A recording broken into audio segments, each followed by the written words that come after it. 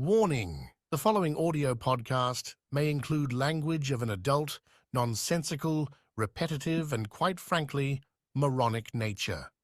On the plus side, if you watch the video version, you get to see two sexy motherfuckers. Enjoy the show.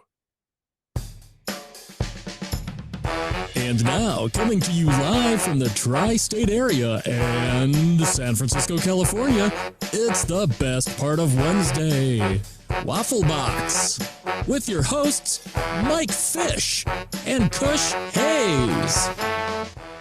Welcome to Waffle Box, the podcast where we talk about anything, everything, and nothing all at the same time. Coming up on episode 145, was Cody Rhodes able to defeat the final boss at WrestleMania this week? One man and his strange pet, Monkey Man, gets the movie review, treatment, and much, much more. I am Mike Fish, and I am joined, as always, by the main man from San Fran. It's Mr. Kush Hayes. Kush, how you doing, buddy? What's good, y'all? Kush Hayes here, coming to you. Episode, what is this, 144 of the Mike? 145. Waffle Box. 145. 145 of the original Waffle Box. It's the People's Podcast. You accept no substitution. It is the best part of Wednesdays, coming to you all the way from the future, home of Super Bowl 60. You love us because we do this. We do this because we love you. Producer Lathan, what's shaking? What's up, fellas? Honestly, guys, I'm impressed that we've made it to another episode. With all that has been going on lately, earthquakes in New Jersey, solar eclipse, I honestly didn't know whether to enjoy the marvel of Mother Nature or call the Ghostbusters. Yeah, and rugs just falling on top of me during the introduction. You need a hand there, Mike Fish? You gonna be okay for a second? Maybe we take a time out here. We do record this live, but still, like, anything can happen, even in the recording. Oh my god, he is wrestling this like a bear. For those who don't watch the show, I think I'm back. You okay? Yeah, thankfully I had Spider-Man like reflexes. Did you see that? I did. To be fair, it would have been funny if I hadn't caught it and I just got taken out by this big rug that's rolled up on the side of my room. But you want to redo the opening again, just for funsies, or no? Okay, we fly by the seat of our pants here in Waffle Box Studios. Sure. But yeah, that's the rug that's normally underneath me, but due to the new puppy, I had to roll it up because I don't want pee and poop all over it. You rolled the puppy up in the carpet? Yeah, Mike. Keeps him quiet. But Jesus, yeah. What did he say? What did Lathan say? Earthquakes. Eclipses. Rugs. Oh my. Hey. Yeah, I mean, it's weird. We've swapped places, Kush. Normally you're the one that gets all the weird, like, shaky earth things and stuff like that. And now it's all of a sudden happening over here. What's going on? To be fair, you knew about the earthquake before I did, though. That was weird. That was weird. Also, like, it was just, I was looking at a random Facebook and someone was like, earthquake in New Jersey. And I was like, what are you talking about? It was a friend of mine who lives out in Queens, New York, by the way. I was like, what? And so I Googled it. The U.S. Geological Association Service, USGS, that makes more sense. USGS. Yeah, they're just like, yeah, it was a 4.7, which 4.8.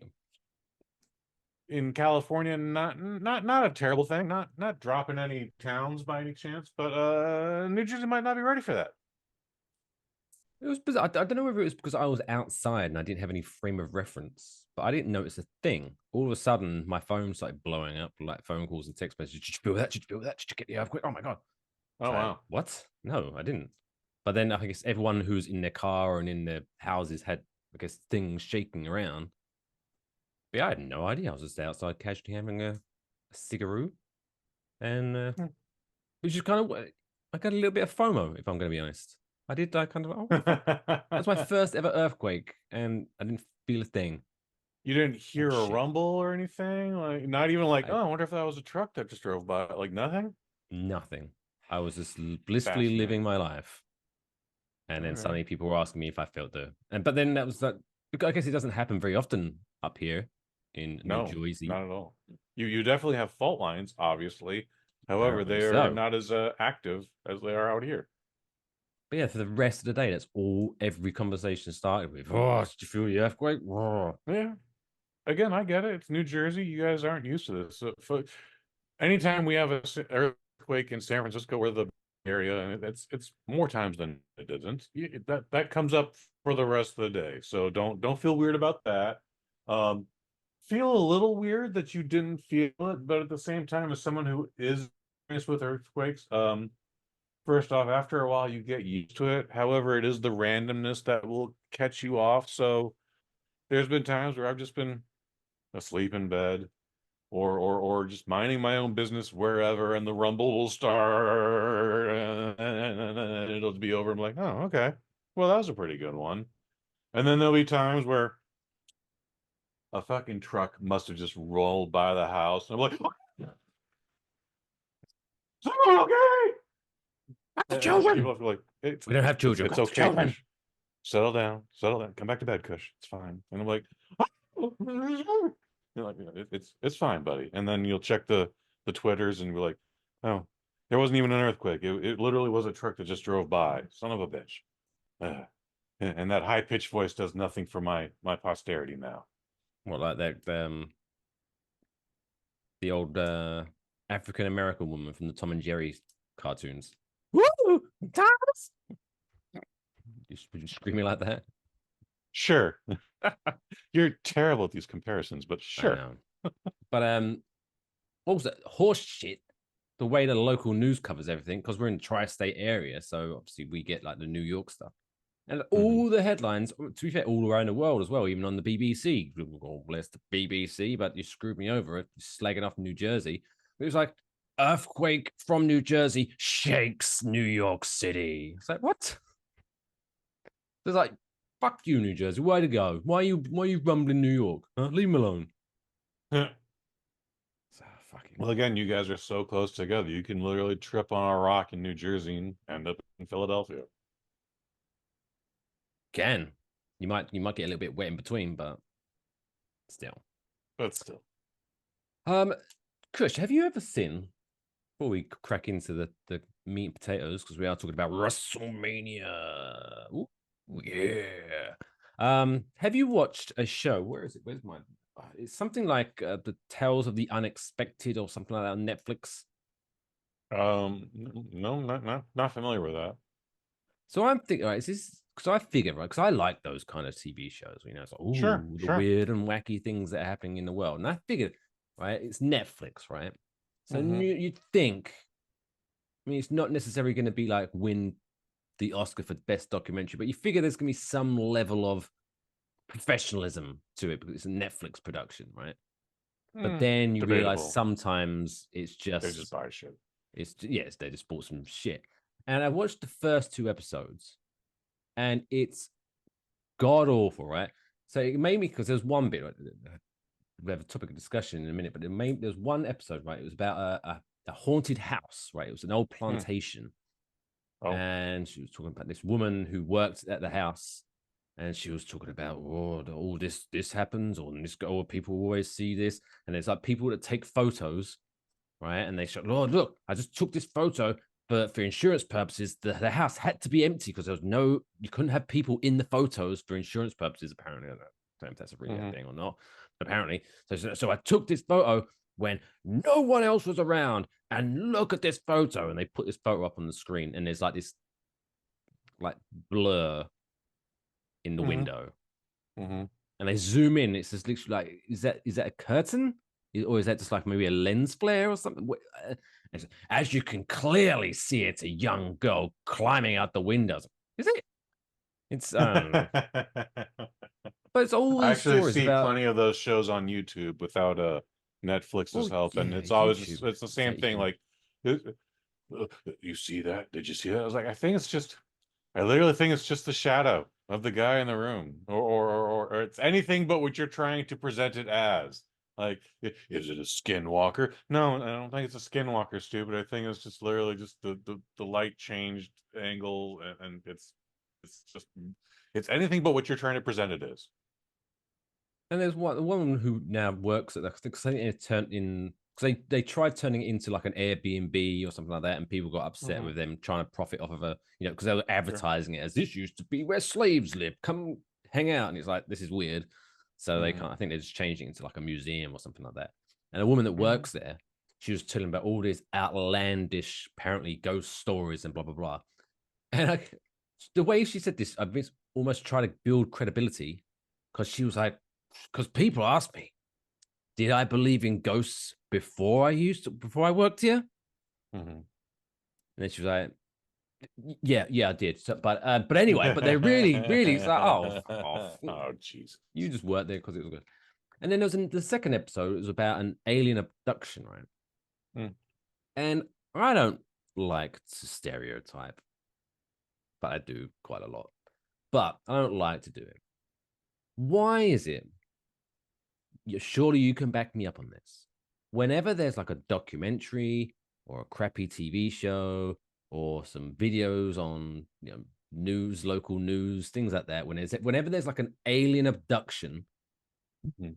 why is it always they say, okay, and we're going to speak to Ted, who was abducted by aliens? It always cuts to a guy that opens up with, well, yes, so me and my brother, we were staying there in the field. It's like, it's always the stereotypical redneck. That's like no Mhm. one else gets abducted by aliens, apparently. But why is that? Why? Answer that, Kush. You're American. You might know. I don't think being American has anything to do with it. However, if we are talking about so-called extraterrestrials and we're talking about little green men in flying saucers, well, they go out into the country to be less noticed. Because if they went into the big city, regardless of future tech, they would still be attacked. So they go out into the middle of the woods and whatnot and rest down, and then old Jasper and Courtney are there, and well, Cletus. those are the guys who get probed up their butt. Although you'd figure today in the 21st century, with just the modern technology we have today, you'd feel like the extraterrestrials, they might have technology that goes beyond just probing our butts, Or at least get but them to maybe not. sign NDAs. No NDAs in this one. We'll give you all your Earth monies if you just sign this. And then step into my Well, room they have and no remove your access to pants. currency like fish. Come on, these are extraterrestrials. Maybe everyone's just dumb in this universe. Maybe. Because the thing on the other day on back over on Monday, when we had the eclipse swinging through, Mm-hmm. it just made me all the news coverage leading up to it was like, oh, hey, there's an eclipse happening still, and it's like, why are you still talking about this? Wait for it to happen, and then we can talk how cool it looks. But I was like, we are supposed to be like this high, smart civilization that's created all these. Look at this. This is an iPhone. Oh, look, we've gone to the moon. We are so smart. Oh. But even in Mm-hmm. 2024, we still have to say on the news, oh, by the way, don't stare at the sun. It's bad for you. Like, it just makes me feel like so sad for our race. Well, I mean, there's definitely a lot. This is an event that is not as often as I don't know what I'm saying. This thing last time we had an eclipse that I'm aware of was like 13 years ago. So I would imagine in 13 time maybe there's one before then, but still, yeah, people don't know. People don't know not to stare at it. It's not that common of occurrence. You feel like you just say, hey, don't stare at the sun, but you could also tell people not to French kiss the light socket, but that's also a thing. So Well, if tell the light socket to stop being so goddamn sexy, then shouldn't dress like that. It's just it's asking for it, as they say. what are you gonna do? What are you gonna do? But yeah, it's been a very interesting week in a life. It's like, oh, I just can't keep my head still. I'm like, what the fuck? I'm just waiting for a tornado next. They come in threes. Yeah, why not? You guys are Or due for a tornado. does an eclipse count as like a natural thing phenomenon? It's like Yeah, why not? earthquake, tornado. Does an eclipse come into that same bracket? I don't think. Yeah, why not? we'll stick it in there anyway. So yeah, welcome to that weird and wacky world that is Earth. So yeah, we are talking about WrestleMania in this week's top stories coming up. Just to give you a little programming note. So tonight we will be covering night 1 of WrestleMania. And then if you want to hear our thoughts on night 2, then check out the Microdose podcast feed or YouTube channel, and that'll be up shortly. I don't know when exactly. Probably Friday. That'll be up on Friday. Friday. Yeah. So check that out. Go to bosnet.family for all the links, or you can subscribe to that. Anyway, let's talk about more weird and wacky things that are going on, because it's something cool. Because I was planning on just talking about WrestleMania in our top stories, because it's a big top story, because it's been huge. It's all over the place. Have you seen this coverage that's going on? It's on ESPN. Have been covering it highly as well. I think maybe because The Rock's back, everyone's like, oh, excited. But there's one quick news story that we'll cover. It caught my eye. So Lathan, if you could hit the music, let's get into this week's top stories. It's now time for this week's top stories. I think we're cursed, Kush. Everything's going wrong this week. Things are This is definitely an off day. and- Rugs are falling on you. Lathan's hitting double buttons. Like, Anyway, I'm drinking a Budweiser. what the Not f- bad. Kush is drinking a Budweiser, cats and dogs living together, mass hysteria. Call to Ghostbusters. Speaking of things going on in New York, but this is New York State, which is very weird. If you think New York City is weird, head upstate. Blow your goddamn mind. A man, this might be one of the greatest opening sentences that I've ever jotted down in the notes. A man whose 11-foot, 750-pound pet alligator was removed by conservation officials from his home in upstate New York this week and has vowed to regain custody of his beloved pet. Right. Let's break Pet it down. alligator. Huh? Pet Yeah. alligator. So Tony Cavallo, I would have to see it in spelling. So Cava, we'll just- C-A-V-A, L-L-A-R-O, Cavallo, Cavallo. Cavallo, Cavallo. Cavallo. Why not? Cavallo, Lanley, Oh, that idiot. like sheep wool. Tony Cavallo of Hamburg, New York, had added an in-ground swimming pool to allow his gator, Albert, to swim and cool off whilst illegally keeping him in his backyard, the New York Department of Environmental Conservation officers said in a news release on Friday. Although I can appreciate the alliteration of Albert the alligator, why did he name his alligator Albert?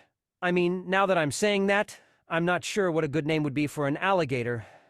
Maybe, I don't know, Snappy? Snappy would be a good name, I guess. No, Yeah. Snappy's a terrible name. Shut up. Shut up, That'd be Lathan. more like a turtle. The alligator is about 30 years old, is blind in both eyes, and has spinal issues. Jesus. Jesus fucking Christ. According to the DEC, the agency alleged Cavallo allowed members of the public to get into the water to pet the unsecured alligator. This reminds me of that episode of The Simpsons when Homer has is it an elephant and he puts up a sign. It's like ride the elephant, $5 or something Sure. like that. Sure. So this is one of those things like I don't know who's the weirdo. Like, one, why would you have a pet alligator? Why would you allow people to come in and pet the alligator? But then also, if you saw a sign, hey, come pet an alligator, why would you go in? Like, no, I'm good. New Yorkers are fucking bored most of the time. You guys don't have nothing going on out there. Two, as you mentioned, the alligator is blind and has some sort of spinal impairment, so it's definitely not doing any lunging at anybody. As long as you don't like try and put your finger in its butt, it's going to be fine. I feel like this is actually one of the most docile interactions you could have with an alligator. Wouldn't even know where an alligator's butt is. Like, I'm sure the general area, but No, it's under the tail, of course. Come on now. standard. He previously had a permit to keep the alligator. Wait, what? but did not renew Okay. it after it expired in 2021. So the issue isn't that Oh. he kept an alligator in his swimming pool. It was the fact that he just didn't have a what? Why are people allowing people to keep alligators? Because we had this big old thing about Tiger King a few years ago, and people were like, oh, Mhm. why can people have big cats? They're dangerous. But alligators, no, that's fine. You can have that. We're snap. That was that's a whole separate thing, but I'm pretty sure he also had permits for that. Regardless, that's all loosey goosey, and again, that's a completely separated incident. Again, this is an alligator that cannot see anything and does not have the ability to lunge forward. It's again spinal impairment. So again, of all the alligators you could have as a home pet in the greater state of New York, I think this is the one. Yeah, Maybe I'm old like, school, but I feel like a pet. If you're gonna get a pet, mhm. clues in the name. You should be able to pet the pet. And you Like, can pet the alligator for $5. However, I am with you on this one, Mike Fish. I see that sign saying pet the alligator, $5, $10, whatever. I'm like, nah. I'm kind of happy where my I'm gonna keep hands going are. Thank down. you very much. I'm gonna keep going down Excelsior or whatever street we're on. Probably something bizarre. North, upstate New York, crazy bastards. But yeah, he has retained attorney who intends to bring Albert back home. I guess we'll keep an eye on this story as it unfolds. We probably won't. This is probably the last we're going to hear about. Yeah, I thought that was very bizarre. What the fuck? Like, get a normal pet. I Just mean, get a dog, it's get a not cat, Waffle Box a related, but rabbit. we've never heard about the guy who had the lion in his New York City apartment. I believe there was a tiger also once upon a time in a New York City apartment.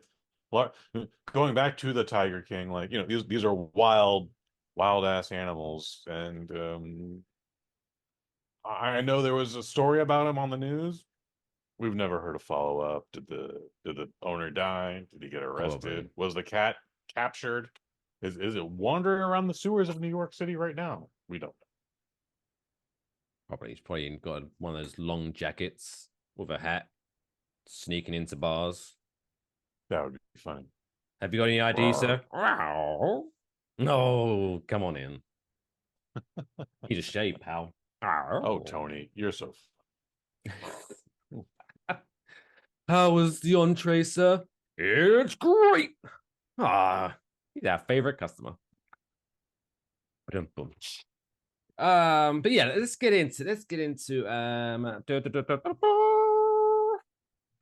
talk about some graps, some grappling. Hmm. WrestleMania night WrestleMania. one. So the backstory here is obviously WrestleMania is Showcase of the Immortals, granddaddy of them all, the big show from World Wrestling Entertainment.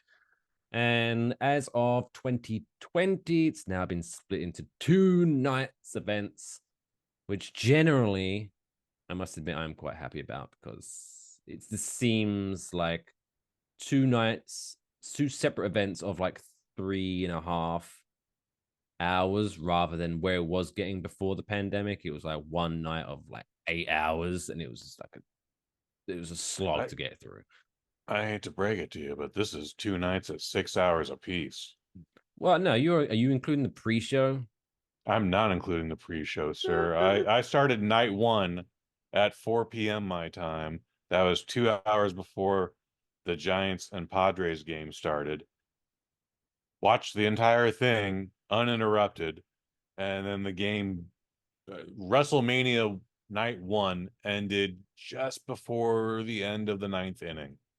And again, that game went about 4 hours. Opening pitch was at 6 p.m. Yeah, no, actually, I think night one I think went about 4 hours 15. Night two was shorter. I remember that.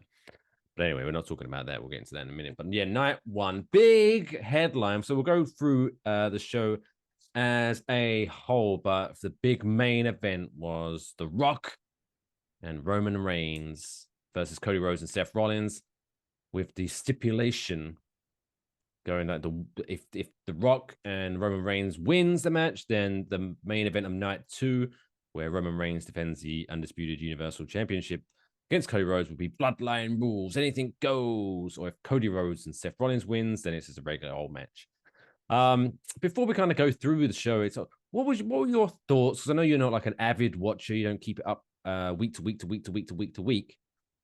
But what was your thoughts of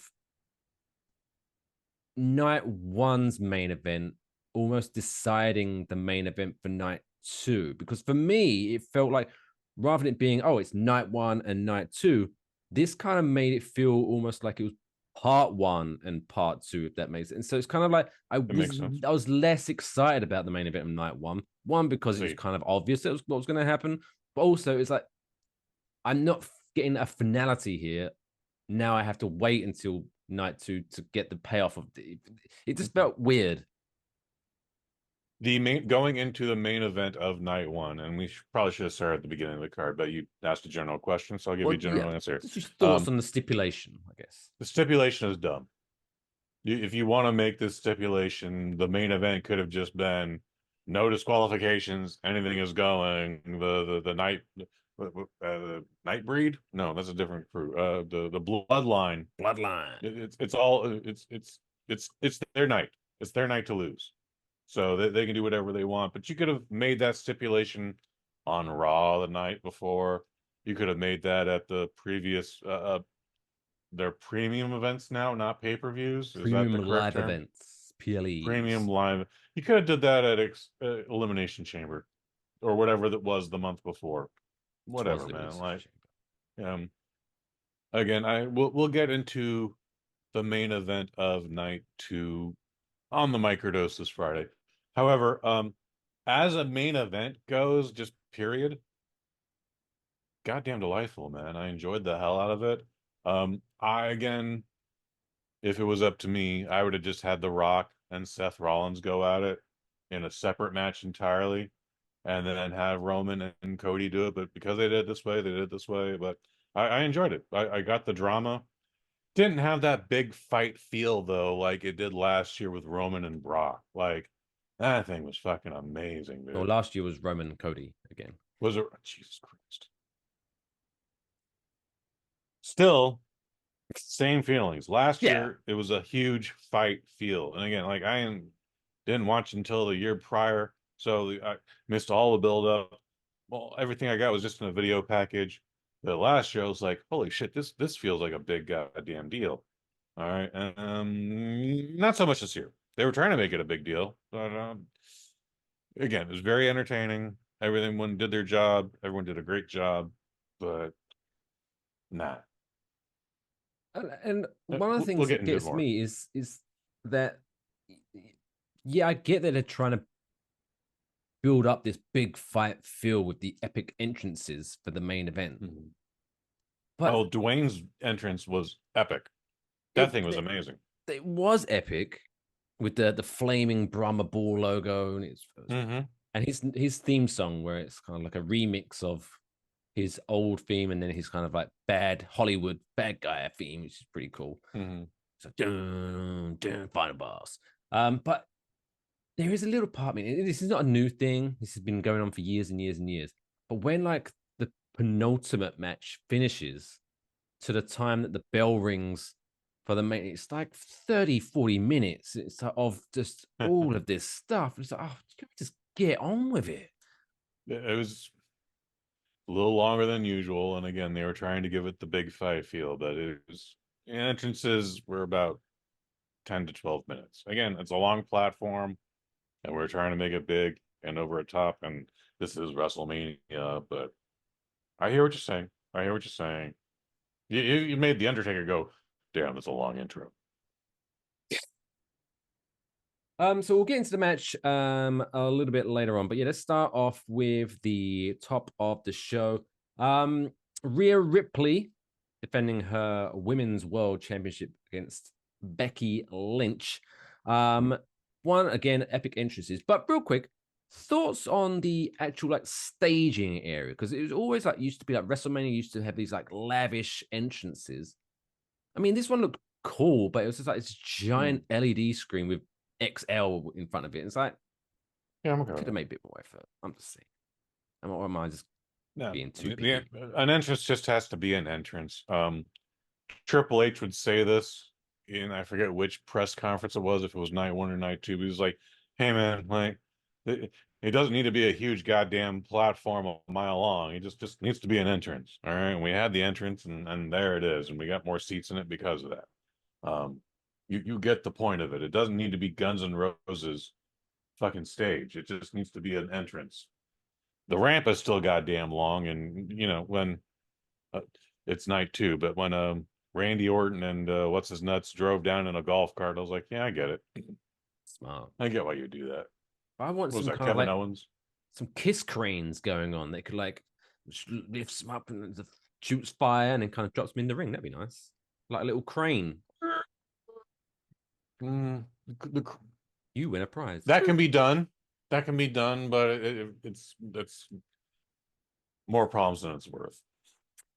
Talk about epic entrances. Rhea Ripley comes out with motion. Is it Motionless in White? Or is it the band? Oh my god, I have to apologize to those. Motionless in White. I think that's the name of the band. Singing her to the ring. Oh, okay. So I'm always a sucker for a live entrance with a band. Yeah, it's fun, right? And I thought it was great to have that open the show because again, it kind of made you go, "Oh, this is something special. Here we go." Mm-hmm. I don't know if you saw. They did mention it briefly in commentary. I don't know if you picked it up, but Becky Lynch had a 102 fever during this match. Oh, I did not. I did not. So she was a little sick. And I think Pat McAfee kind of quit. I guess I don't know whether because they maybe they didn't want to look at maybe Becky's weak, so it's clear she's going to lose because she's sick. So Pat kind of tried to save it by like maybe that'll work to her advantage because it's really cold out here, which is kind of funny. But yeah, I mean, he reached for it. Good for him, I guess. So yeah, thoughts on this match? Because I thought these two, you can never go wrong with these two. They're fantastic workers. I was a little bit concerned, I guess, because it's these. I mean, they've kept Rhea Ripley away from the main women's division for quite some time, which is smart. But I don't know, Becky Lynch always kind of seems to be there or thereabouts. So I was kind of like, is this going to be just generic women's match? But these two fucking crushed it, and I thought it was a hell of an opener. What was your thoughts? For me, it was only okay, even as far as openers go. I remember last year being wildly impressed with Rhea Ripley. I believe she was last year's night one closer, to the point where like she hit Charlotte Flair in the face with the earth, literally like that shit was devastating. This was only okay. Now that you say that Miss Becky Lynch had a 102-degree fever, and I missed that detail. Now things will make a little bit more sense because that lady can go, and I feel like they were both pulling back. That match was only okay in my opinion, but it now makes a little bit more sense why it was only okay. I thought those two should have done better. Maybe they'll lead it to a rematch once Becky's. Oh, there'll be a rematch. There's always going to be a rematch In Paris, I believe, is the next PLE Backlash in Paris. That should be exciting.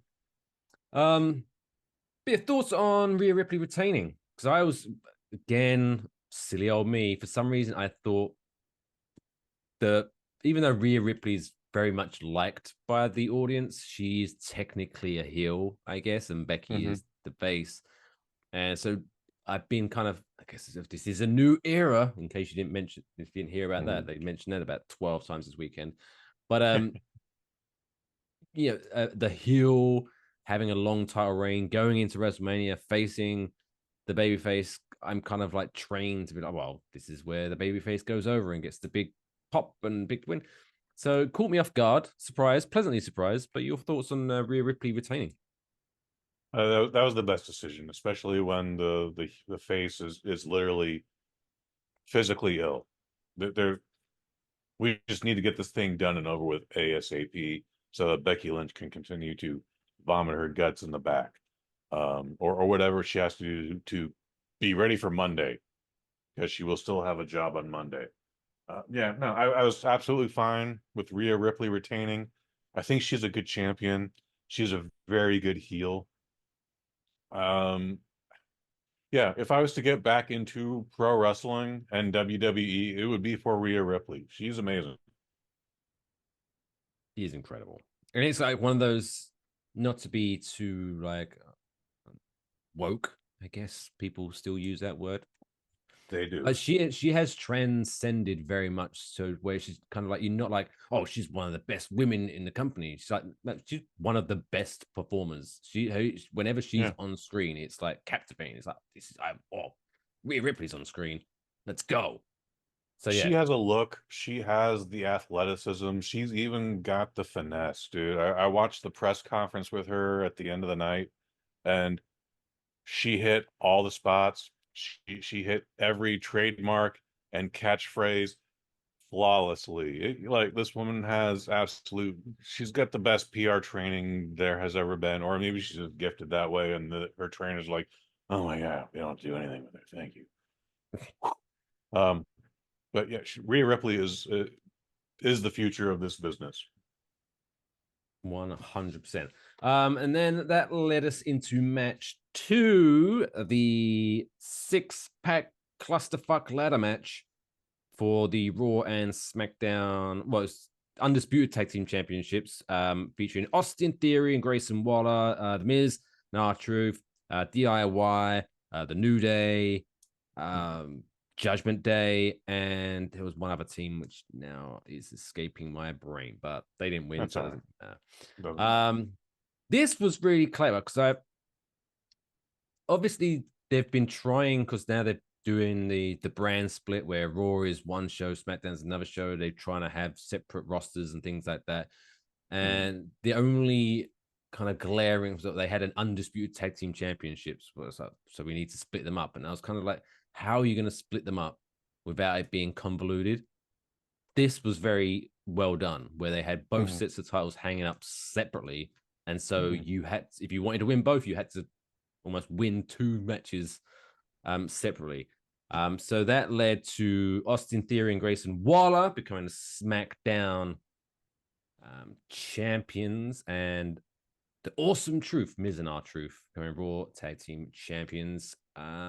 Kush, thoughts on this? What I thought would be a clusterfuck, but I thought it obviously had its clusterfuck moments, but it was a little I guess sane for what you would thought of a 6-pack ladder match to be. It was fine. Again, I hate to dumb it down that much, but it was just fine. The ladder match at WrestleMania has been done to death now, and now you got 6 tag teams, and it's a lot to absorb. I misinterpreted the rules.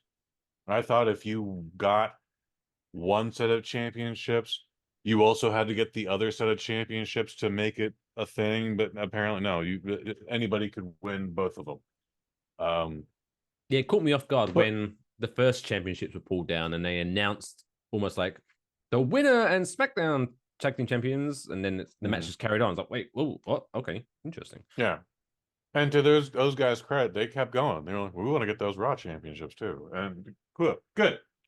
But with the squared circle and 28 different sizes of ladders, this gimmick is done to death, man. It was good for splitting up the undisputed tag team championships. I didn't know that was a thing, but it was a good gimmick for this purpose. However, again, they've done everything. They put the ladders together, and then they put a ladder in between them, and now someone's walking a platform, and they're actually walking on the ropes and the platform at the same time, and oh, someone's going. It's a lot of high spots. My biggest note coming out of that match was no one got busted open. Like Yeah, they're not still doing the very PG era anymore, but no one bled. I was 100% surprised by that, and yeah, I don't need anyone to bleed ever, but I was surprised no one got busted open. yeah, the no, I think the no blood rule has been removed from WWE, but obviously, you don't want to use it all the time, otherwise it loses its effectiveness. But Sure. yeah, it was very odd. You'd think if someone's going to bleed, it would be a match like this or a cage match or something like that. So it was a bit. Yeah, I'm not big. I mean, maybe it's because I'm getting old and soft. Not a big fan of seeing blood anymore. Especially when sometimes it happens and like you get the gushers and like they lift their head up and it's like just like a tap has been put and it's just drip like oh. Like they had it was jeez, how long a while back now. I think it was Edge versus Finn Balor Okay. in a cage match or a Hell in a Cell match. I can't remember now much. But yeah, Finn Balor, I remember, got busted open hard way, as they say. And that was a gusher. Well, I always remember going back even further than that. JBL's match with Eddie championship Guerrero. win over Eddie Guerrero, where Eddie was just pouring blood. I just they meant to do it. They went out of their way to do it, but when he busted, it was like poking a pin in a waterbed. Like it was just being. It was a long match too, dude. Like it was like 30 minutes of just Eddie. I'm surprised the man did not collapse and die right there in the ring. I just like to go like, ugh. I can't. It was a lot. If you were a germaphobe that night, that was not the match for you. So again, my biggest takeaway from the ladder match, tag team, such and so, no one got cut. Good for you guys. Interesting. Yeah, both teams that won, very entertaining teams, but I don't know how I feel about a comedy team winning with tag team because Awesome Truth are fantastic as a double act. Our Truth is just one of those, but as they always just protect them at all costs. But yeah, it's interesting to see what happens following up them winning the tag team titles. Maybe it's going to go somewhere else, but if they were going to do that, just why not do it in this match? Kind of we'll see. Our Truth and the Miz will not be breaking any records with this championship reign, unfortunately. Match number 3 in a match that I honestly could not care less about because it just seemed like a very last minute thing. Rey Mysterio and Andrade El Idolo, or I think he just might be Andrade in WWE, versus Santos Escobar and Dominic Mysterio. The Rey Mysterio versus Dominic Mysterio feud, it's been done to death now. I'm kind of bored of it. I don't care. I agree. And then all of a sudden, Andrade, he returned at the Royal Rumble, hadn't really done anything, was kind of teasing that he was doing something with the Judgment Day, and then all of a sudden, he's like a day before WrestleMania, he's now in the LWO and tagging with Rey Mysterio. It was like this seems so put together last minute. Like it's almost like they forgot. Oh shit, we haven't put Rey Mysterio in a match at WrestleMania. Fuck. Let's do this. Yeah, it was an okay match, but it just didn't have any. This was the worst match on the card, honestly. But yeah, because it didn't have anything going for it. It's like this could have happened on SmackDown or Raw. It didn't need to be here. To be fair, they tried to do some innovative things where like Rey Mysterio, some dude climbed on the top of the turnbuckle. Everyone's on the outside on the floor. And some dude climbed on the top of the turnbuckle, and then Rey Mysterio climbed on top of that guy, and then both of them just jumped off together. And so they went from 4 feet to 7 feet. Ha ha ha ha. Anyway, I thought that was very innovative. They tried to make it as fresh as they could. They tried to accentuate that like this is a new generation. Like Rey Mysterio is already athletic and gifted and giftedly athletic. But this new group here is doing this much more shit.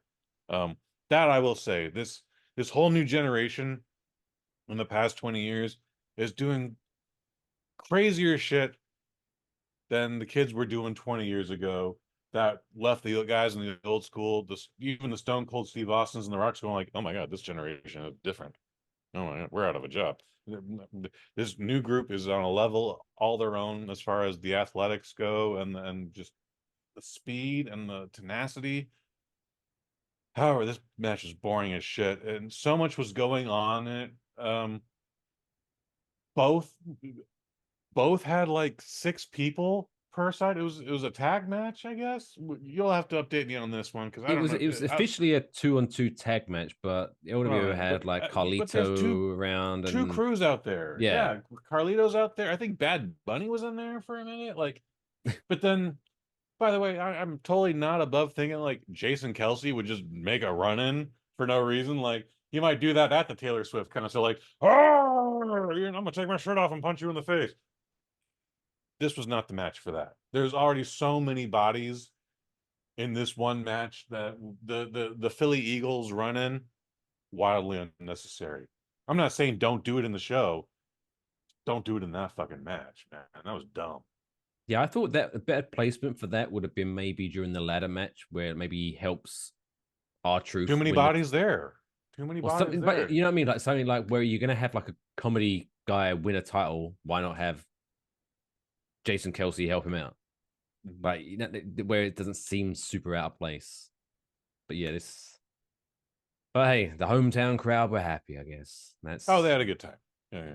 And like I said, this is actually not out of Jason Kelsey's wheelhouse. I believe he does this every week. just goes to a wrestling show and just jumps. Or sometimes he's at the grocery shop. Sometimes he's at the car wash, but he puts a hood on, he takes his shirt off, and he just clotheslines a cut. Like, yeah, I not out of his wheelhouse by any means, from what little I know about. Next up, Battle of the Brothers.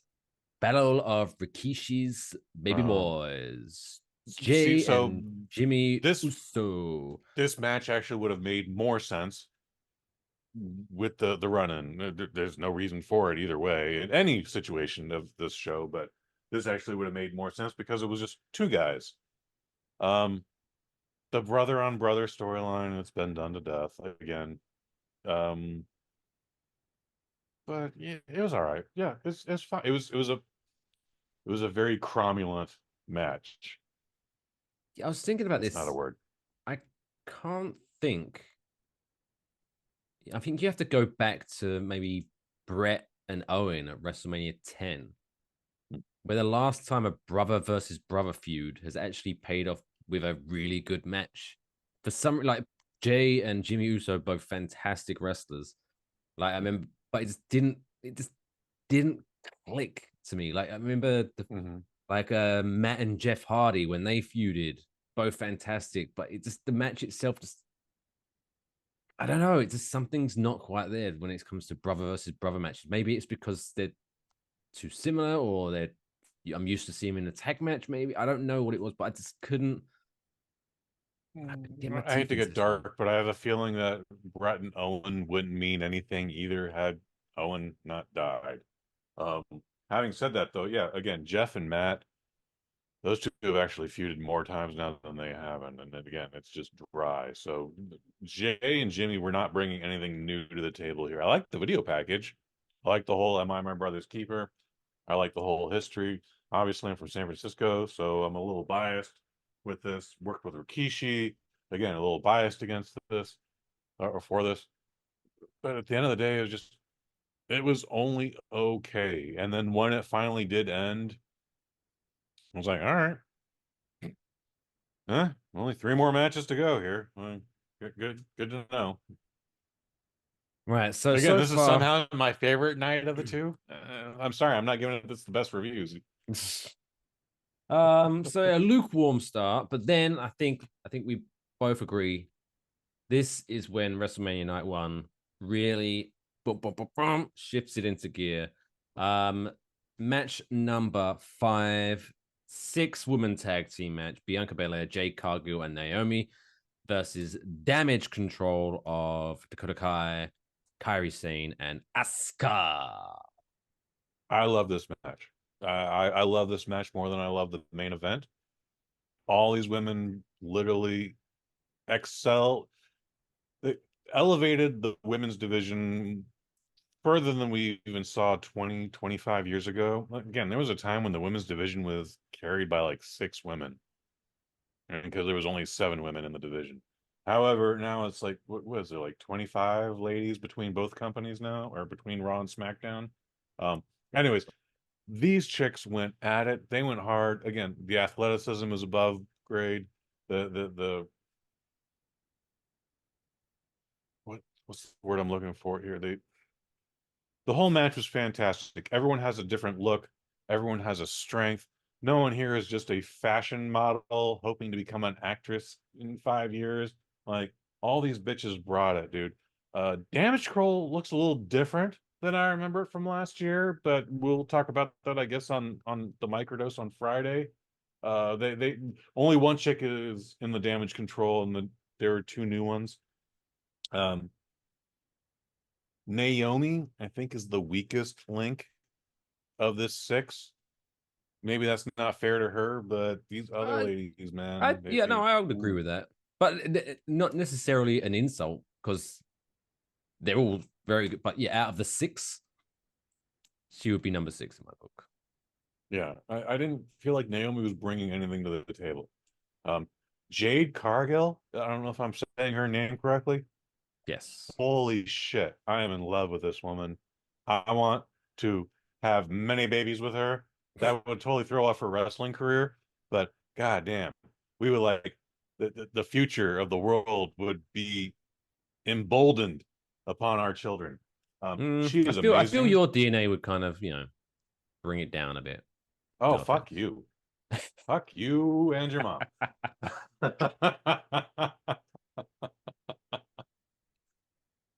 I mean, are you saying genetically you're on the same level as Jay Cargill? Was that what you're trying to say? Oh, I'm not. I mean, I might be the beta in that one. However, our children would be amazing and like could lift buildings and the entire Philly Spectrum Stadium over their heads. Just by the three of them, there would be 3 children. Sorry, Jake Cargill. But yeah, again, talk about presentation. That helps a lot. This match to me felt again that it was, oh shit, last minute we need to get these people on the WrestleMania card. So Did it? Okay, please, please expand. 6-woman tag team match kind of got thrown together at the last minute ish. There wasn't really much of a storyline. Like Jay Cargill hasn't been on TV until I think the week before WrestleMania. Fascinating. But I kind of don't like that. with that being said, under normal, like the Rey Mysterio Andrade tag team match, where it's kind of thrown together last minute, and so therefore I couldn't give a shit about it really. Mm-hmm. Just by the time the entrances started to when the entrances finished, all of a sudden I was like, holy shit, this match is going to be good. This is a big match. Like, they presented everyone like superstars. And it just made me go, okay, I need to pay attention to this match. You know what I mean? Not only were they presented like superstars, but this should not come off as a knock, so I apologize if it does, but everyone looked like a comic book character or a superhero or a video game. Again, shouldn't be a knock on anything, but I was just like, okay, we're now this is the exaggeration. This is me plus 10. This is, like Jade Cargill looked like Storm. I believe Naomi looked like what is it? The guy from Mortal Kombat with the hat, and then whoever the other person was, like had Cyclops' visor on. Like, the entire time I was like, and then Damage Control, completely Japanese anime. Just well, if you're telling me this thing was thrown together at the last minute, they did the best job, and that makes it the best match of the night. Holy shit! Their booker needs an entire bottle of champagne because they did a great job. Oh, I don't think he drinks. What? Mr. Porterback. So yeah, Bianca Belair, Jay Cargill, and Naomi pick up the win over Damage Control. Great match, but Damage Control for me just seems like they're a team of great wrestlers because obviously they're also membered by Io Sky, who wrestled on night 2. But it just seems like they're just there to come out, have good matches with people, and then lose. It's kind of disappointing to me. I saw a meme that showed Ahsoka has lost all 6 WrestleManias she's been in. She officially has the worst loss record of any WrestleMania participant. She's like the reverse Undertaker streak going. Well, she's getting a paycheck, so I'm sure she's okay with it. Oh yeah, I'm sure she's fun with her friends. Who cares?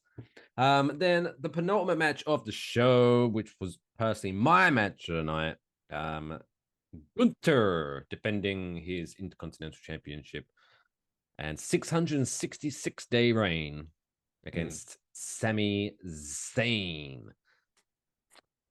I thought Gunter should have retained.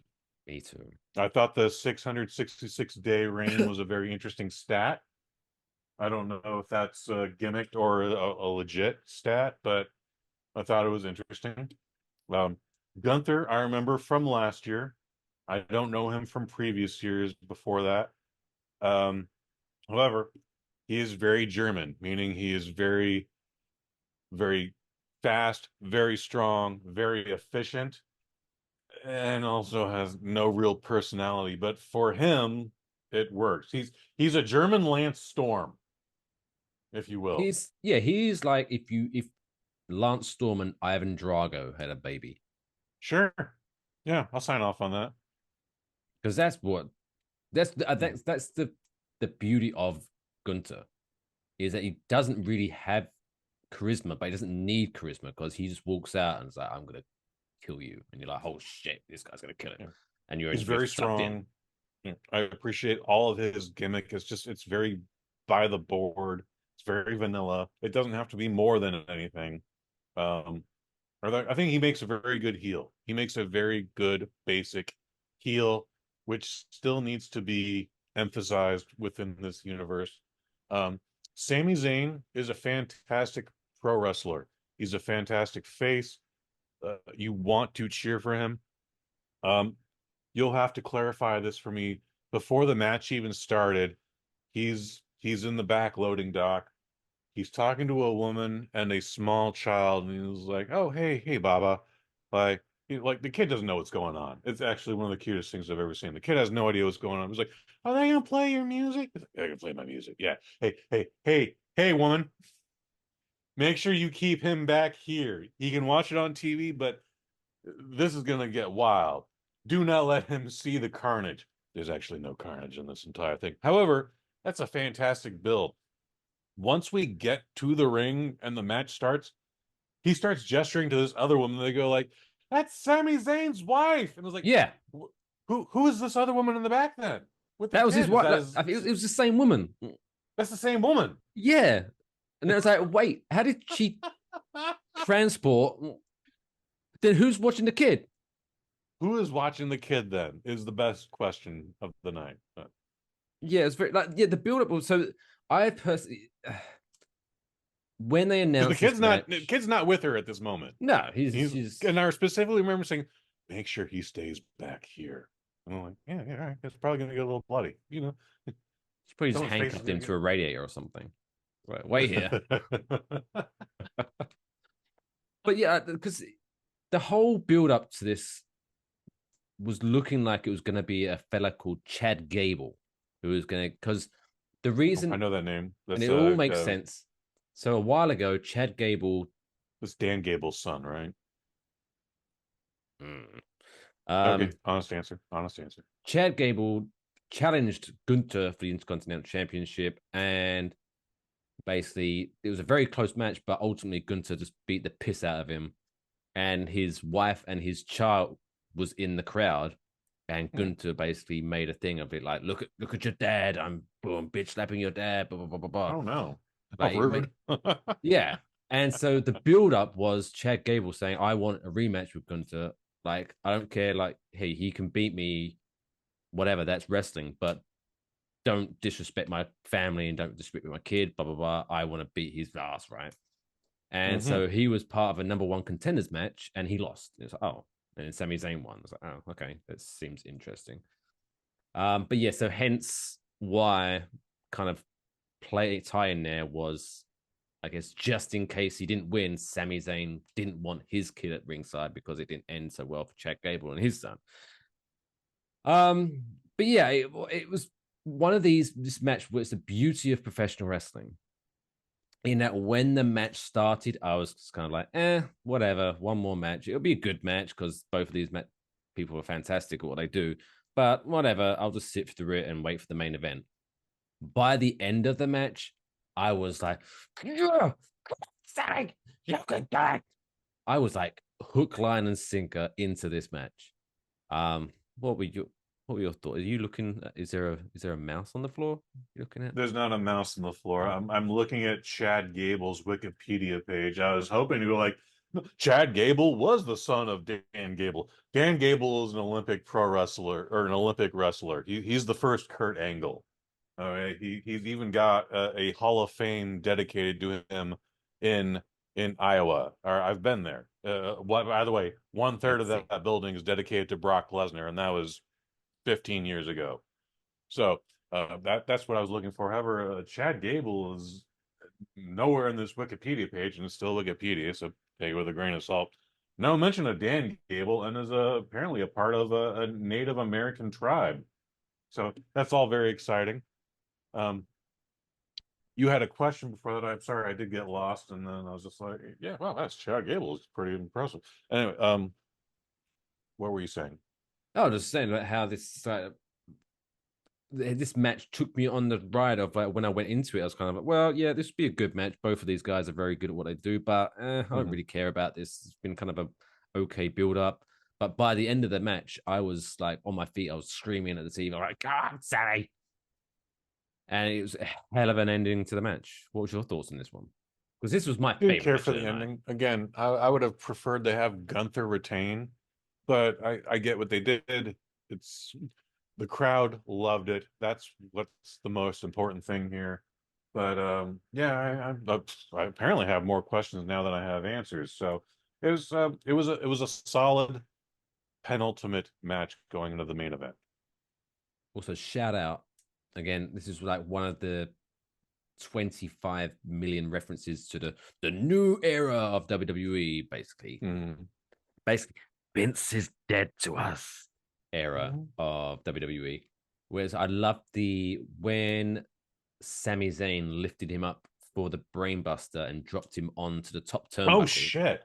Dude, that thing was insane. Like I thought someone literally got fucking crippled there for a second. Like so he bounced that dude's head off the fucking turnbuckle doing that shit. Right. And so Sammy used to do that when he was El Generico. Okay. Back in his days. I'm familiar with that character. And the finisher was called the Brainbuster with like 6 R's at the end of it. And so when he hit it, and Michael Cole went, Buster! I was like, oh, what a reference, Michael Cole. Shout out to you. And we did get the stereo, like the one line, just because hey, this will be in a video package for years to come, where just before Sammy hits the haluva kick to finish the match, Michael Cole yells, "Do you believe in miracles?" Ugh. I thankfully forgot about that. The haluva kick, because the move got performed about 6 times in that match, and again, rule of 3, guys, but whatever, it's WrestleMania, so we go above and beyond. When I heard Michael Cole call it the haluva kick, is it just supposed to be the hell of a kick, but they're pronouncing it differently, like you would call Target Target? Maybe, I don't know, but it's spelled in his like bio and his moves. It's HELLUVA, haluva. Hell of a kick. But I think it's a play on words. But yeah, it's like maybe it was like I don't know whether it's a knock, because I used to watch the back end of El Generico's days, and I know part of his gimmick was he was a Mexican wrestler who barely spoke Spanish. That's and it right. was like, and so maybe I don't know whether that the mispronunciation of hell of a kick to haluva kick is a play on that. Maybe I don't know. Maybe I don't know the law too much. Honest answer. But that's how you spell hell of a, as in that's a hell of a kick. And it is that was a hell of an event.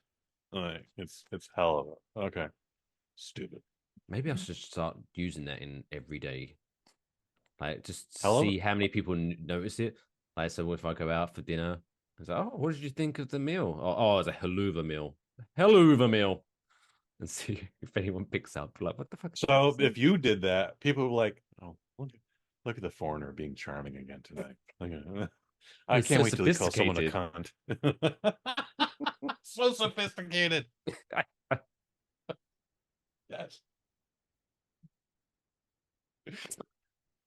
By the way, when Triple H came down, I mean, I feel like he came to the ring last year, and this is the first WrestleMania in 40 years without a Vince McMahon.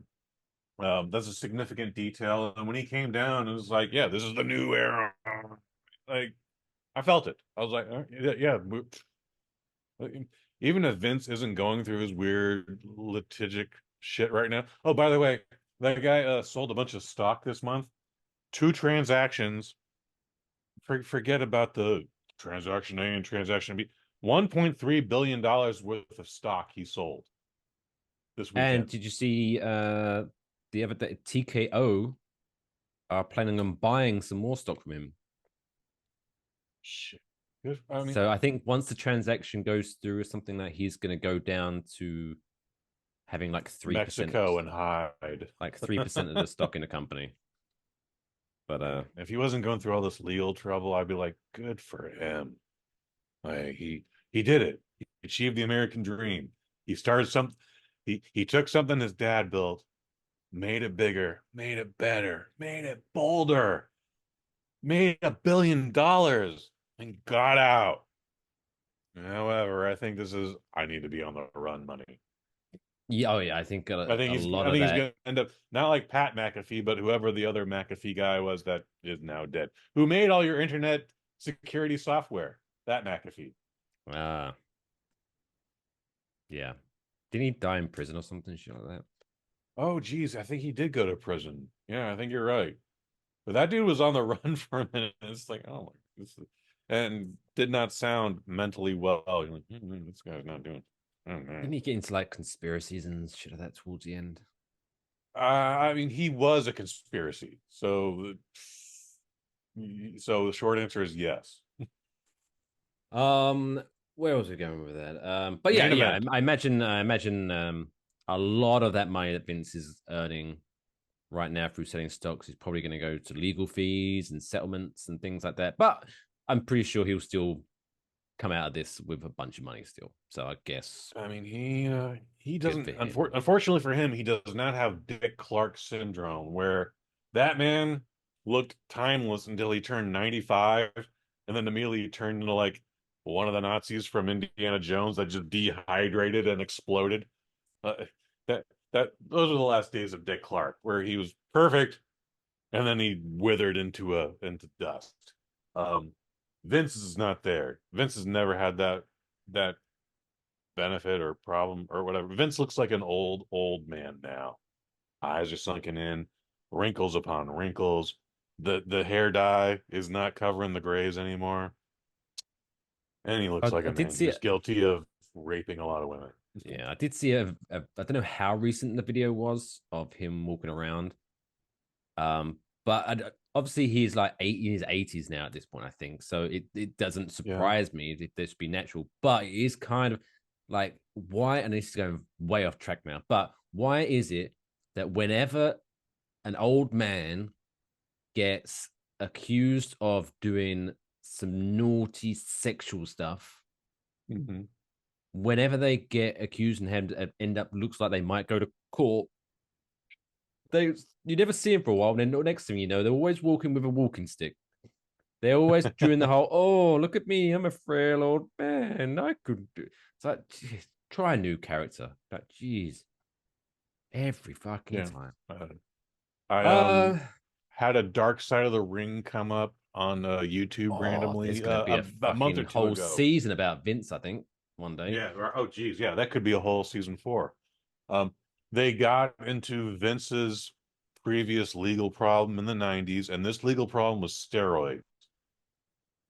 Everyone, including Vince, was convinced he's going to jail the next day. So, like, there was months where, like, they had to reconstruct the company. Like, you're going to be in charge of this, and I need you to bump up to that, and I need you to take care of more duties than you were. I think Jerry Jarrett was going to run the company. I think that's what was. Geez, if that's wow, that would have been something. That would have been something. However, he was acquitted or found not guilty or whatever. He did not go to jail that night. He did not have to pay any penalties. He walked out a free man, but he went in with a neck brace and to Kane.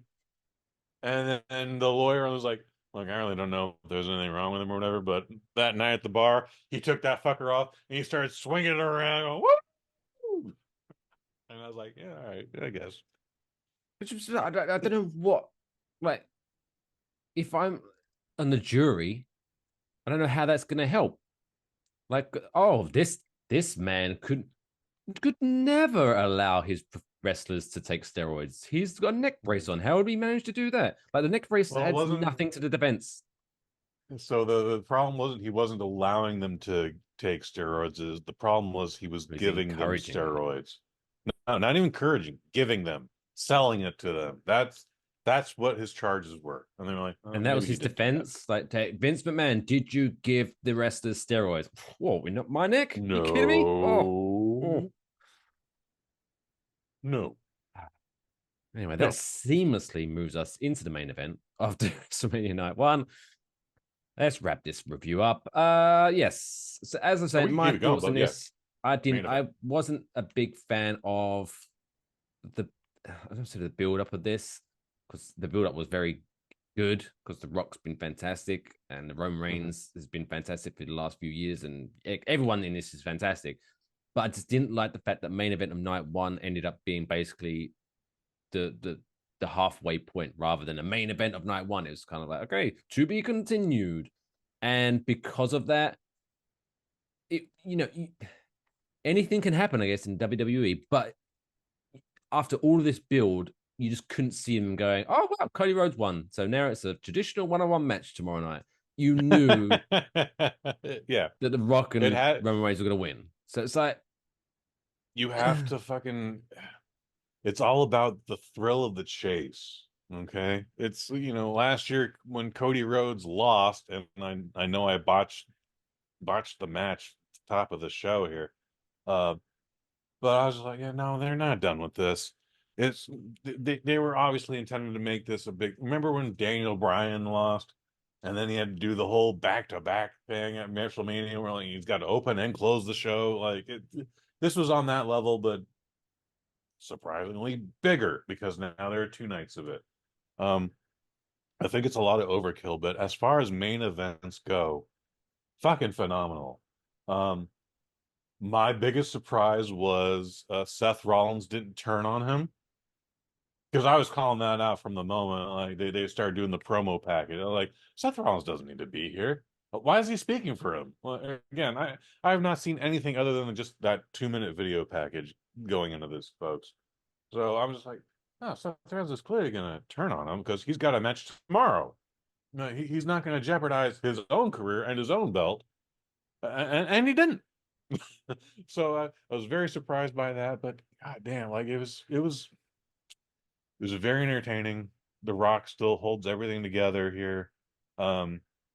Roman Reigns, ooh, like, he has come so far. I think I probably said this last year.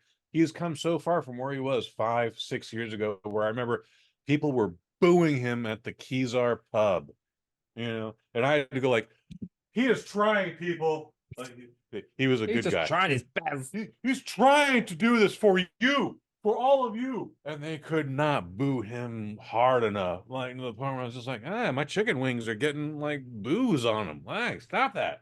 Yeah. And now everybody loves him. They should love to hate him, but they loved him because he is such a good bad guy. And that's what WWE should have done with him from the start, man. Like, the fact that he got to 1,000 matches with his title reign on night 1. Well, 1,000 days. I was under the impression it was 1,000 matches that he defended. No, over 1,000 days, 3.5 years. Okay, still an impressive stat. I think still it was an impressive stat.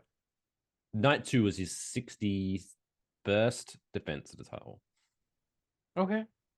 But yeah, still hell of a reign. Hell of a reign, pun intended. Paul Heyman helps everything. I have not seen his Hall of Fame speech yet. I understand that thing is phenomenal.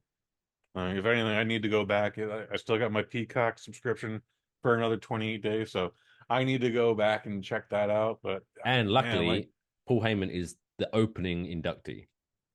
So you don't have to Oh, scroll through. You could just stick it on and Paul okay. Heyman, boom. Dude, the Hall of Fame, when it was a novel thing, when it was just like, this is for the boys, by the boys. Like, oh God, so much fun nights before WrestleMania. And then 3 years into that, it became a TV show. And your segment can only be this long, and then we got to cut to a commercial. Like, and this is like just all webisodes. Like they're doing this on a live stream through your computer. There's no app on your TV yet.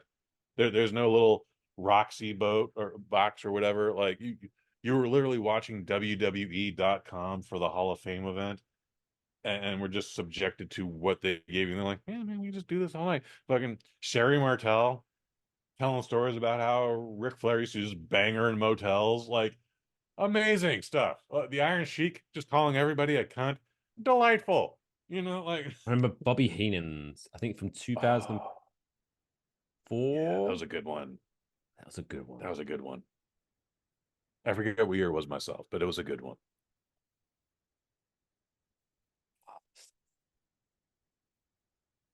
But yeah, main event. It was all right. It was good. Main event was very good. I thought for the main event, for what it was as a main event, I thought it was very good. I don't think it needed to lead into night two. I mean, if this was the pay-per-view before WrestleMania, cool. Like again, Elimination Chamber, Royal Rumble, have this match going into WrestleMania, period. Not WrestleMania night one into night two. But for what it was, thought it was a phenomenal work. I enjoyed the story. I liked seeing Cody Rhodes sitting there on the canvas, just heartbroken. I like Oh, The do you know Rock what? looking at him momentarily, just like, oh yeah. I mean, I guess The Cody cinema Rhodes is a though, the third cinema generation of that. wrestler. Did you see The that cinema. how after the match they did this exact same shot from when last year when Cody Rhodes was all distraught in the middle of the ring after losing the title match. They did the exact same shot of when him being distraught, losing this tag match, meaning it was Bloodline Rules the next night. It was like Mhm. almost like side by side. It was the same shot. And it was like, Gotcha. oh, that's brilliant. It was a good Marvelous. shot. It was a good shot. I've been hearing cinema this Cinema. weekend, and yeah, I get it, and it's good. And by the way, when we get to night two, cinema is wonderful. There's We'll so expand on that further, but yes. cinema is wonderful. There was so many Easter eggs in that main event. It's Yeah, ridiculous. Donkulous. yeah. Even as someone who is not def not into pro wrestling anymore, like yeah, there was a lot of Easter eggs in that. There was a lot of good stuff going on, dude. And again, The Rock is fucking with Cody Rhodes' mom and his father-in-law. Like, Figuratively. he was talking a lot of shit. But anyway, Yeah. um, Night one. night Pretty damn one was good. a very good time. I don't know if I just enjoyed it because I got paid the entire night to watch it. Again, I was working and I had so few duties that I literally was uninterrupted the entire time. Like again, the the event ended before my job ended, and I was like, this is amazing. They paid me for this? Holy shit, this is the best night ever. By the way, first time I have not had any enhancements. I'm talking about a drink or a smoke or anything else since WrestleMania 7. I was what, maybe 11, 12 during WrestleMania 7. I might be wrong about that age, but like that's how young I was. WrestleMania 7, Hulk Hogan and Sid Vicious, or was he Sid Justice? Not Oh, important. he was Sid Justice in WWE. Sid Justice. Okay, yeah. Uh, and then there would be a good decade of time that I didn't watch any wrestling, and then when we started watching wrestling again, like everything's with a beer or a joint or a whatever. First night though, in 20 plus years, I watched WrestleMania night one sober. Had a fantastic time. This was a fantastic first night. I enjoyed it quite a bit. Again, maybe I'm a little biased because I got paid for it, but whatever. It was good. It was good, and I'm so happy to see that pro wrestling is now bigger than ever, dude. Like there was a time where we didn't think it would get bigger than it was in the 90s. we can actually count ratings back then. Today, things are a little blurry with who has what, and the WWE network is now just Peacock. By the way, WrestleMania for $6, 2 nights of it, and then you have all this back content. Bargain. I mean, guys, if you are super duper die hard into WWE and pro wrestling, you got to get.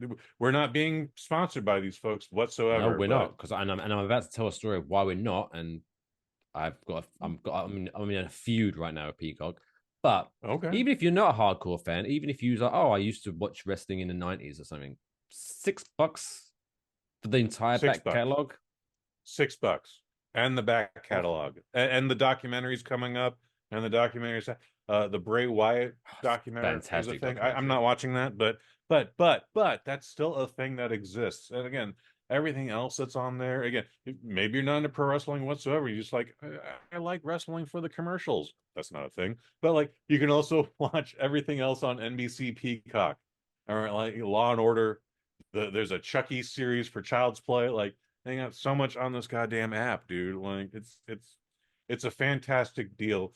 15 years ago, before WWE Network, that was $9.99.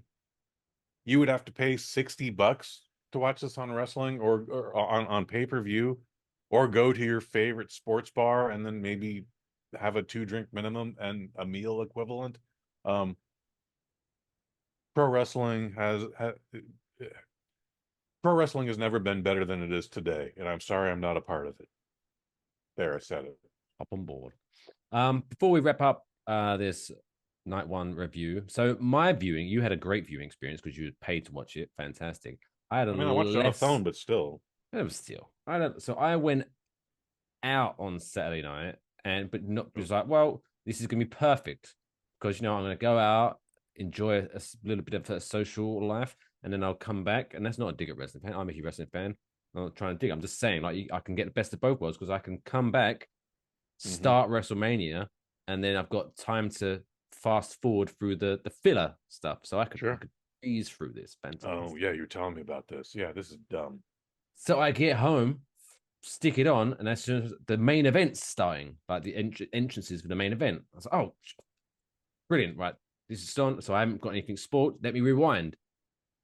Can't rewind, so I went back out, went back in. I'm sure it used to come up like, do you want to continue or do you want to start from the beginning? Mm-hmm. Nothing. No, so I had to like give up and I just watched the main event.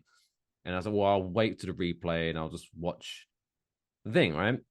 So I tweeted Peacock and basically saying like, how comes like I can't rewind live TV? Pretty sure I used to be able to do that. Yada yada yada.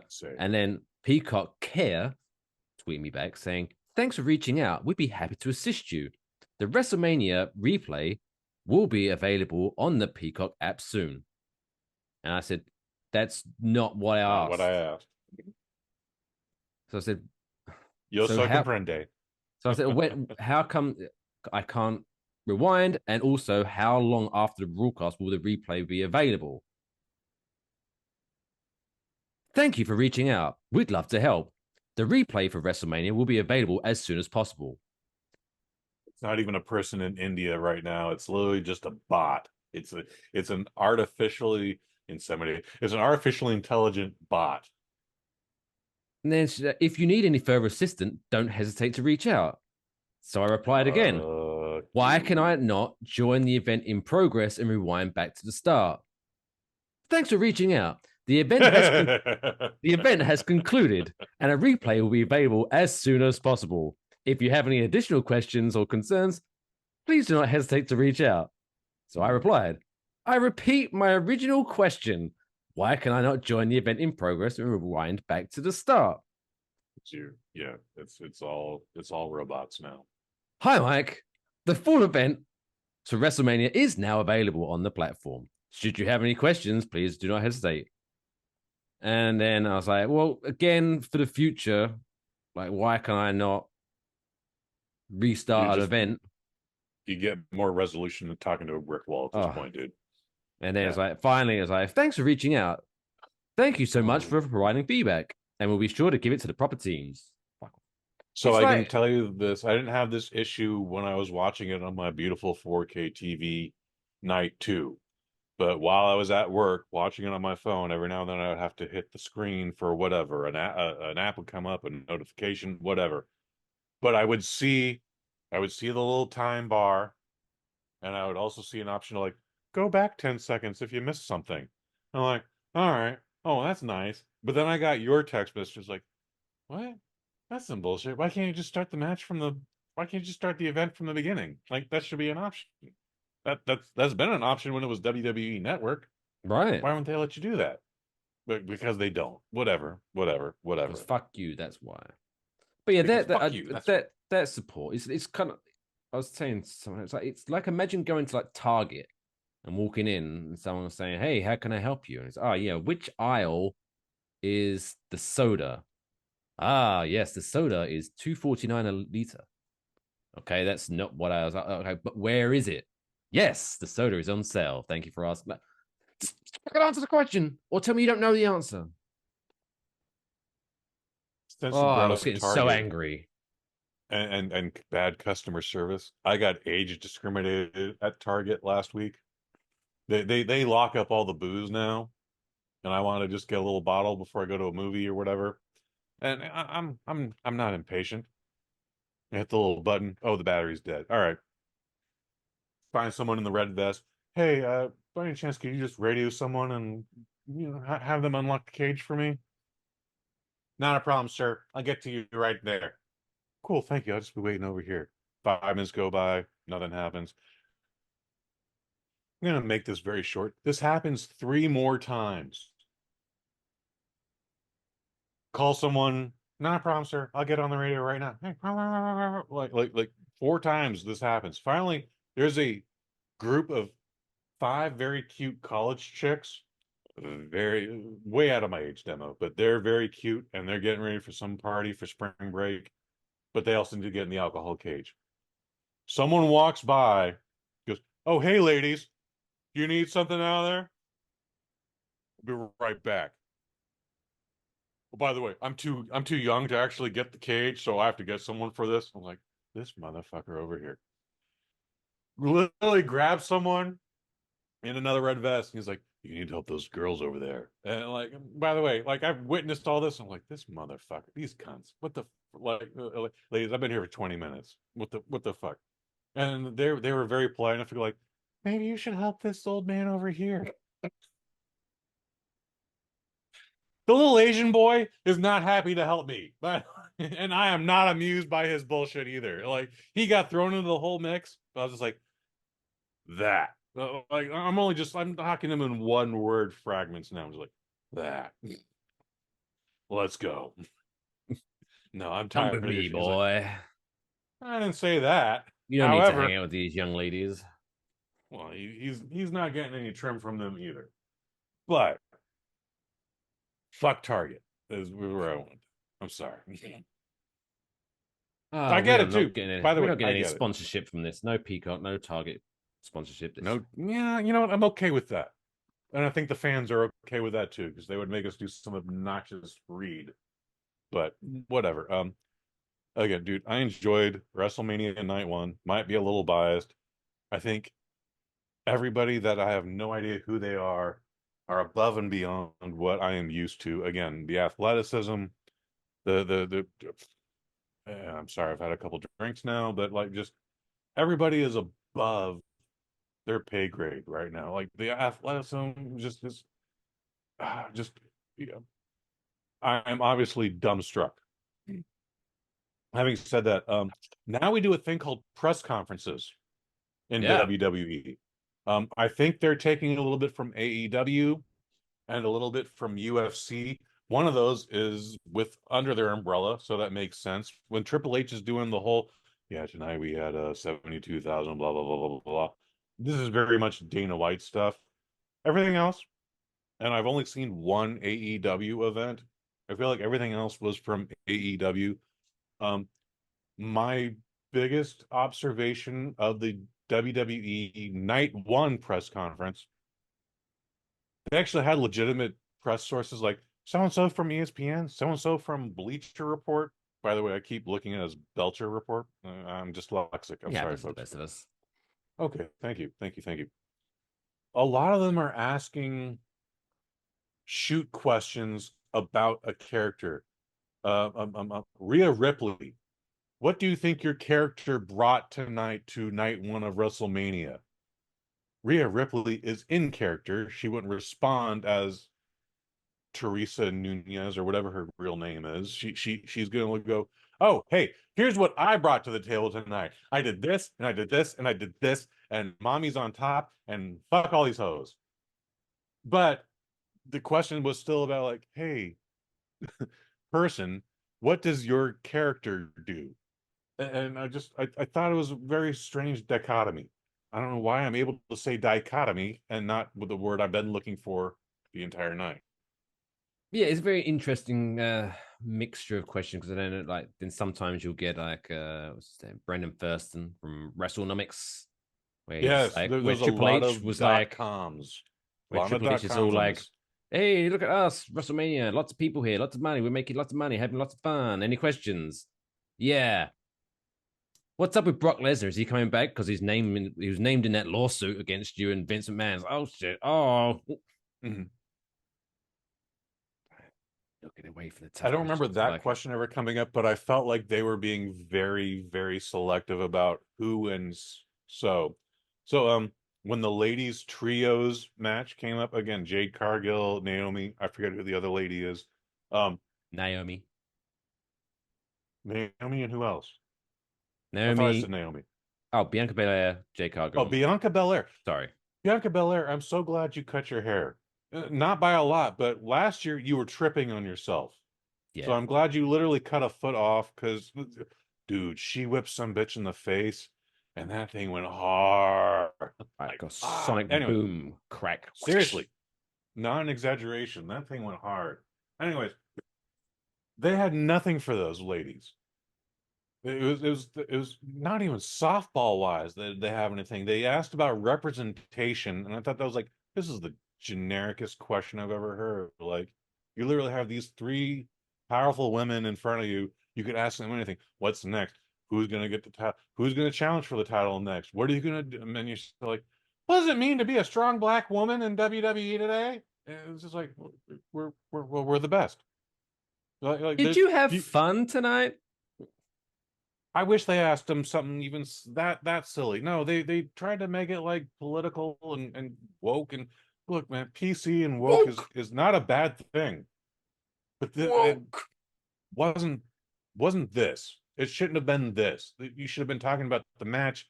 Do you think you'll ever be seeing damage control again? Like there should have been so many questions, but again, this was just some random ass .com who I don't think has ever been to a wrestling match before, and they're like, "What's it mean to be a strong black woman in WWE?" And they're like, "I don't know, we're the best." Bitch. They probably said "bitch." Probably, why not? I don't know.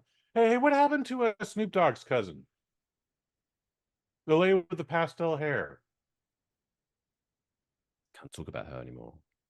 We can't. What happened? Well, she wrestles for All Elite Wrestling. Okay, when did that happen? Well, she left WWE a while ago and she signed with AEW. Well, she made her AEW debut, I want to say like a month Sasha Banks. ago. That's the name I'm looking for. Well, she's now Mercedes Moné. Oh, that's not a good name. I know because That's not a good name. In At least not for her. She used to have a theme song. Now they've changed it, thankfully. But when she wrestled in New Japan for a couple of matches, and her theme song it's supposed to be like kept saying like money, but it sounded like that episode of South Park where Canada wants all the money. And like, we want some more money, money. And it was just like that was the theme song on repeat, like doon doon doon money, doon doon doon money. And it's like, oh, this is horrible. And thank fuck when she came to AEW, they changed it. But there you go.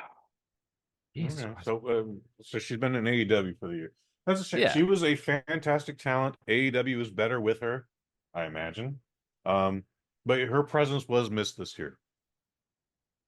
See that, Mercedes? Kush misses you. She was great. She was a She fantastic was. talent. She still is. She still is great. Still is. Still is. Still Dude, is. I know we're not talking about night two, but last night's press conference, the night two press conference, I was surprised when Bailey went like, "Hey, I've been in WWE for 11 years now." Like, 11 years. Holy shit. Like, Crazy. I keep thinking it's like 3 years ago, dude. Like she's from the Bay Area. I've never met her. I don't know her. She never worked for Fog City. It's one of those things where it's literally as we closed, she finally made her debut. It's one of those weird things. However, I was just like, 11 years. So whenever and we are going to move on from wrestling in the moment. Let's move on. Because we're far deep into this show. But yes, Bailey. Whenever Bailey comes on screen, it always reminds me of this like one guy online who I guess didn't. I thought Bailey was her like real name, like Cher. She thought it was Bailey. Sure. It was her one name. I get like, it. On her birth certificate, it just says Bailey, like no surname or anything like that. And I remember one person was talking about like his Latino representation in wrestling or something like that. And someone mentioned her name, and he was not happy. He was like, Bailey is not Hispanic. Bailey is not. And it's like, oh, you should check Wikipedia, pal. It's like her name is like Martinez, and she's like, it's like it always reminds me, like whenever I see Bailey, it's like, that dumbass. But there you go. Well, so that wraps she up. won. We'll talk about it on the microdose. Don't worry. But congratulations, Bailey. And yeah, night one I thought was a big success. Spoiler alert. I had a very good time. Looking forward to Mania 41. I have no desire to see Raw on Monday, or I guess that would be 2 nights ago now. But yeah, dude, this was a very, very impressive show. It was a very impressive event. I'm happy to see where pro wrestling has evolved. Marvelous. So yeah, that's WrestleMania Night 1.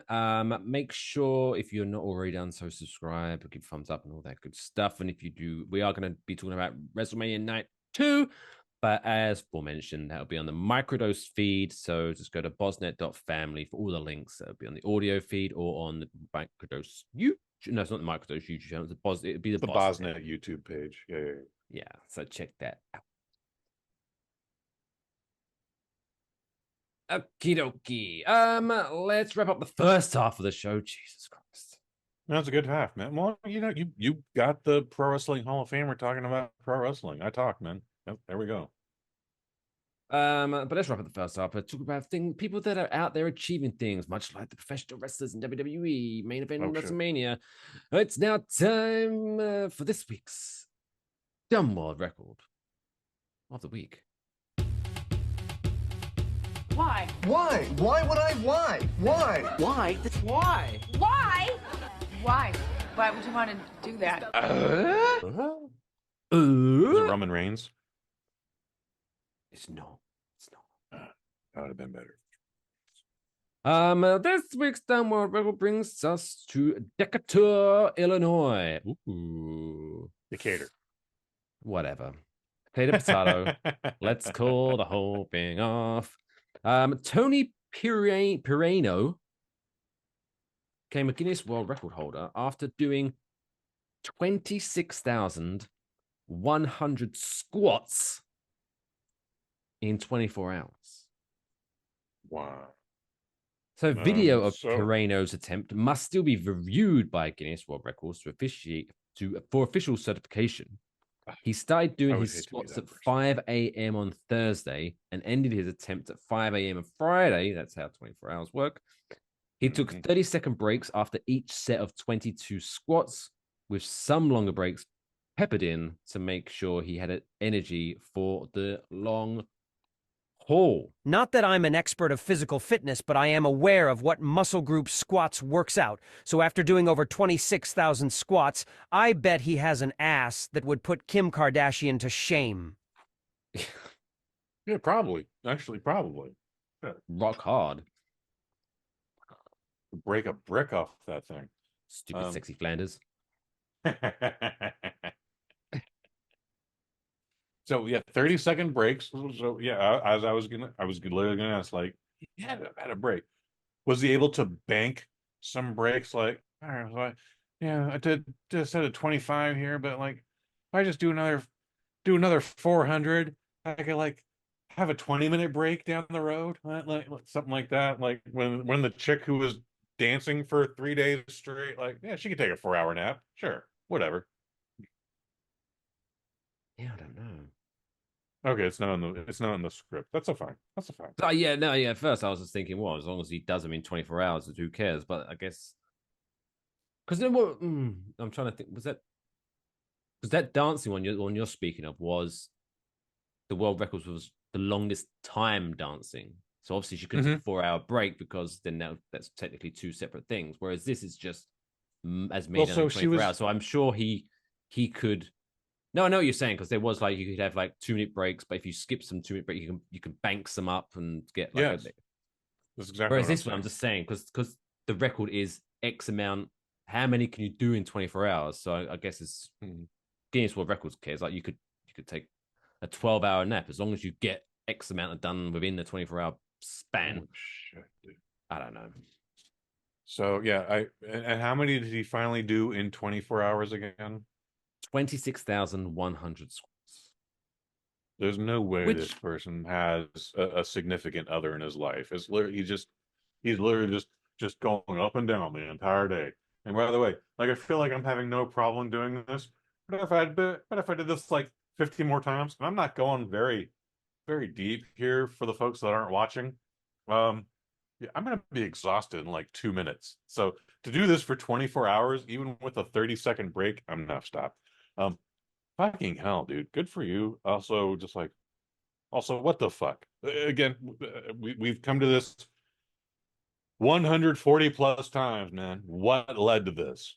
So I did the math. So that works out roughly 1,087 squats per hour. Fucking hell. So, which is 18 going per back minute. to pro wrestling, So that's there pretty was much an average where, one squat every 3 seconds for 24 hours. Going back to pro wrestling, who was Muhammad Hassan's manager? Oh wait, I do know this. It wasn't Jinder Mahal. That's a different guy entirely. Sean Davari. Sean Davari one time got interviewed, and he was like, "Yeah, one time I was hanging out with he who shall not be named. I'm going to say it anyway. Chris Benoit." He's like, they just did squats.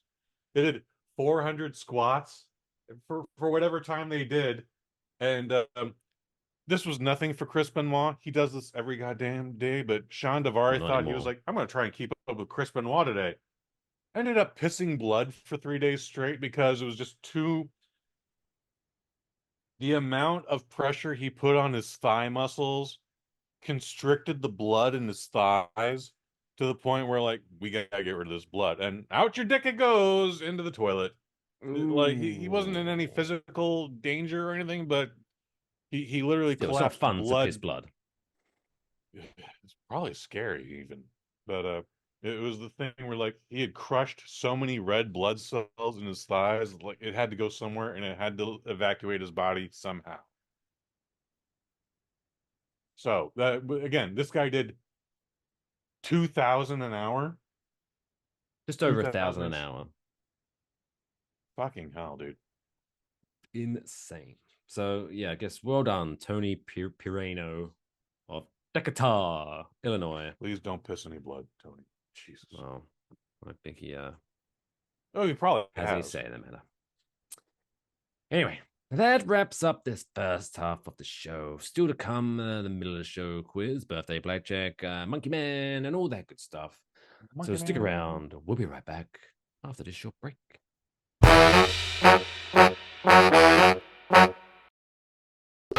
Jeremy McGrath wins! It's extreme! Just like World Supercross champ Jeremy McGrath and his new Radio Control Extreme Cycle from Tyco RC! Extreme Cycle! TMH battery, plenty of power for extreme stunts, like donuts, monster jumps, insane somersaults, and awesome wheelies! Extreme Cycle! Gyro technology makes Extreme Cycle easy to drive! from Tyco.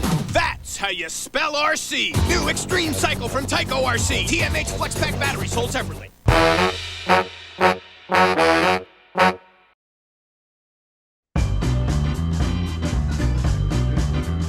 It's now time for the middle of the show quiz.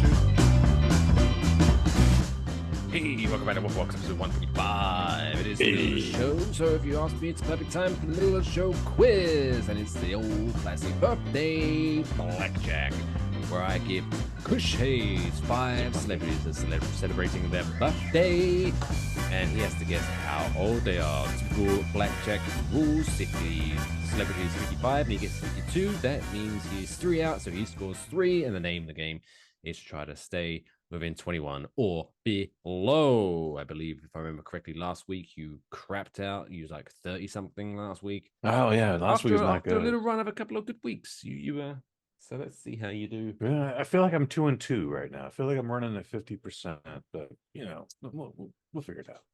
And this week, I didn't have to do the week spread because we actually managed to get 5 celebrities that are all celebrating their birthday today, as we release on Wednesday, the 10th of April. So all of these, happy birthday. Are you ready, sir? Yes, please. Let's hit that music. The good old piano music. Celebrity number one. Number one. Number one is actress, although apparently, if I remember correctly, she used to be a pop star, but maybe she's an actress now.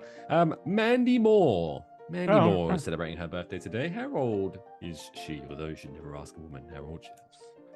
Yeah, I don't consider Mandy Moore an actress. I know she's done some acting. I think she's actually, to be fair, I think she's done more acting than she has done music these days. I mean, she was in This Is Us. Right? She was in This Is Us. That was a big thing. Okay.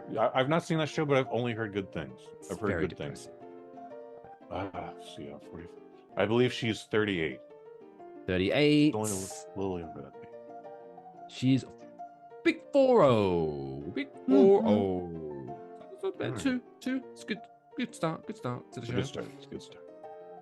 Celebrity number two. Number two. Star of Silent Night and Stranger Things, Mr. David Harbour. Oh,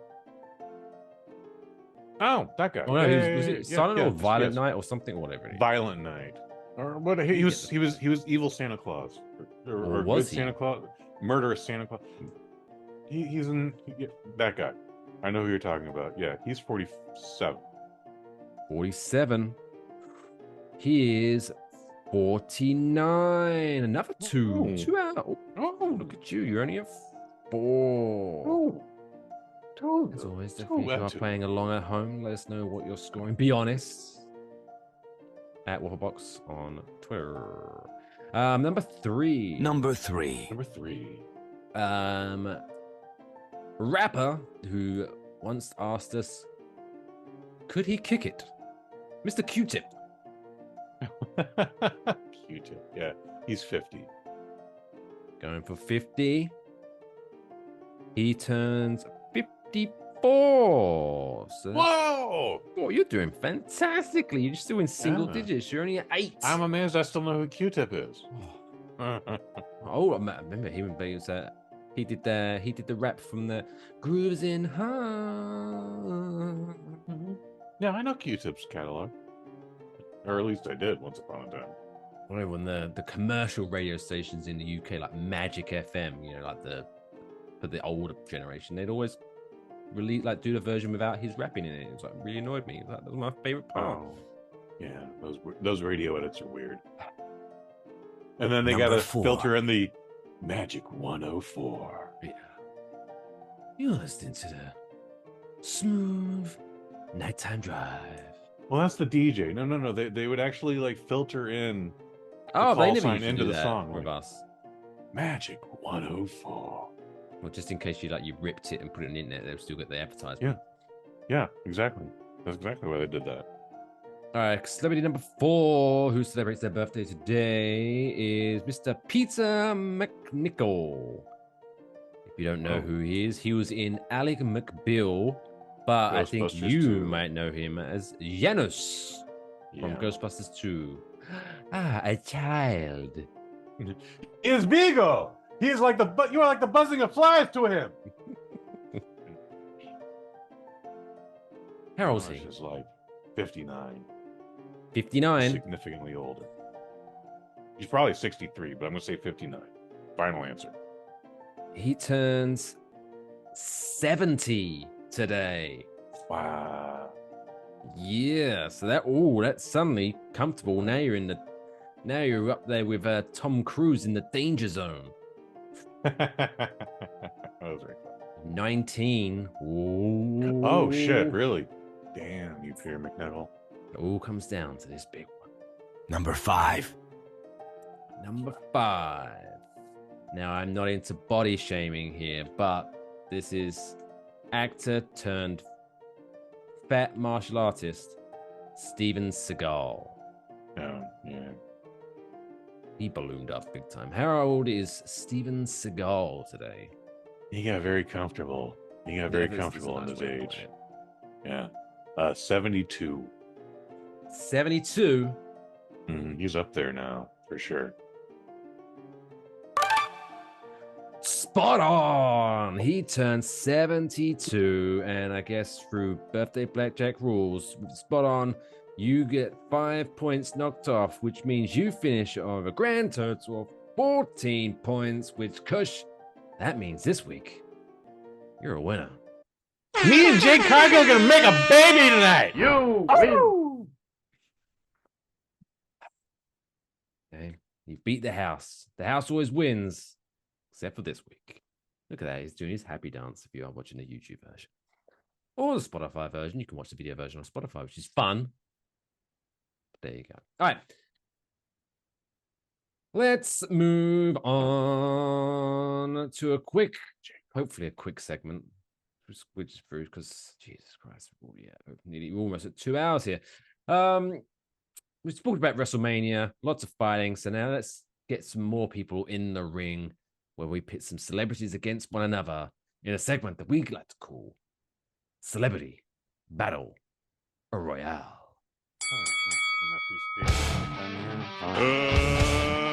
Let's get ready to rumble! Yeah. Celebrity Battle Royale. And this week we have got another tag team event. Oh, wow. As today, I'm sure you've all got it marked in your calendars. April 10th is National Siblings Day. Oh, So I I gotta have send picked... little sister Hayes a bouquet. Yeah, you should. So I've I picked should. 4 TV siblings. So these aren't actual siblings. These are actors that play siblings for a living. Okay, thank you. And it's a mixed tag, so it's intergender warfare. And you can decide which tag team comes out this week's Celebrity Battle Royal champion. So in the first corner, from Friends, Monica and Ross. I can't remember their surname, but it's not important. That's not important.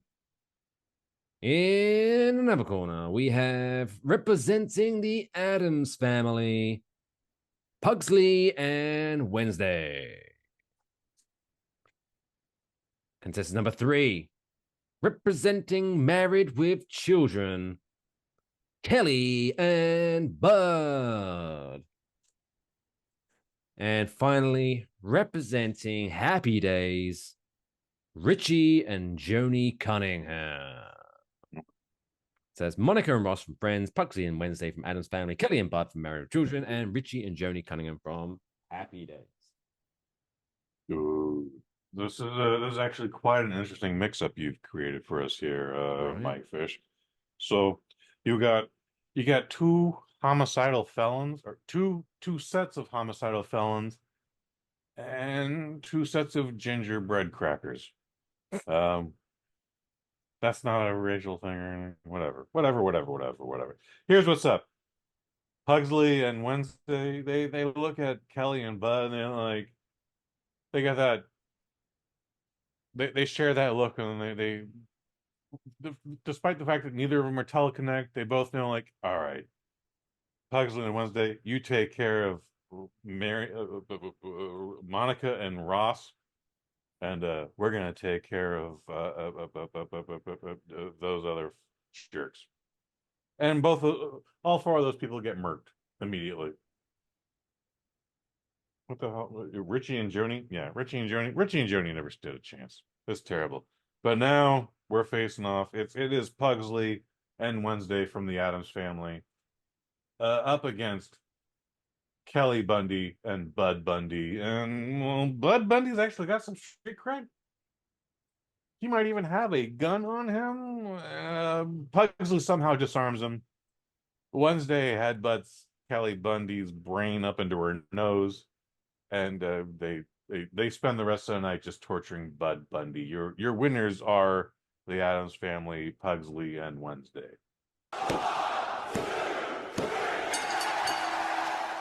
Sorry, Chicago, but you knew how this was going down. Those goth kids are crazy. Aren't they just? Mm. And then Uncle Terrifying Fester is their manager. You knew shit was going to go down. All right. Yeah, things in there too? Shit.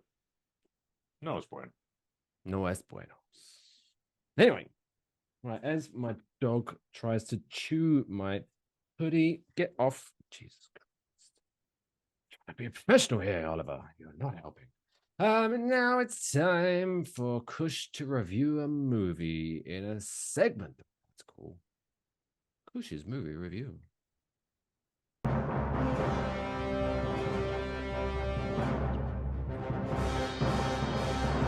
Kush's movie review. This week's Kush's movie review is Monkey Man, a documentary about Carmen Negro, spelled Nigro, who famously played King Kong by wearing a big monkey suit in 1936. I don't know. Nothing like that of the sort. No. Do you know what I was funny? But when I was looking, I was like, "Oh, it'd be funny. I could use my introduction about the guy who back in the day wore a monkey suit as King Kong." And then when I saw the name of the first person to do that, and I was like, "Oh, I'm gonna have to be very careful how I pronounce this name. Like, who has a surname spelled Nigro? Like, come on." Yeah, nope. I get it. That's okay. That's me okay. out. It's okay. You set it up. It wasn't a good kick, but that's fine. I get it. I think we'll be okay. I don't think we'll get any letters for it. You'll be fine. Fine, We are fine, talking though about Monkey Man. It is PG.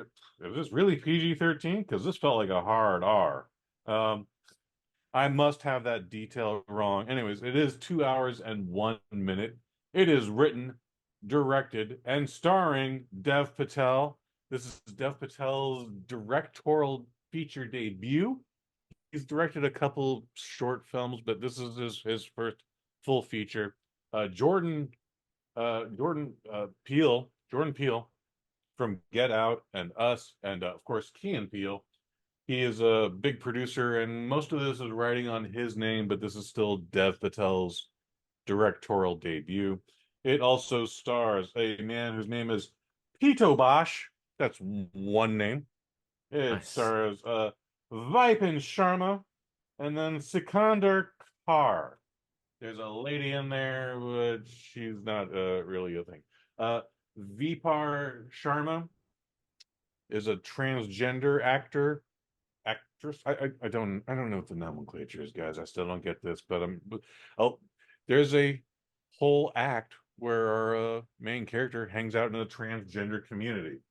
So we'll get into that in a little bit here. This is Monkey Man, though. Again, Dev Patel. A lot of folks they think they're being clever when they call this Indian John Wick.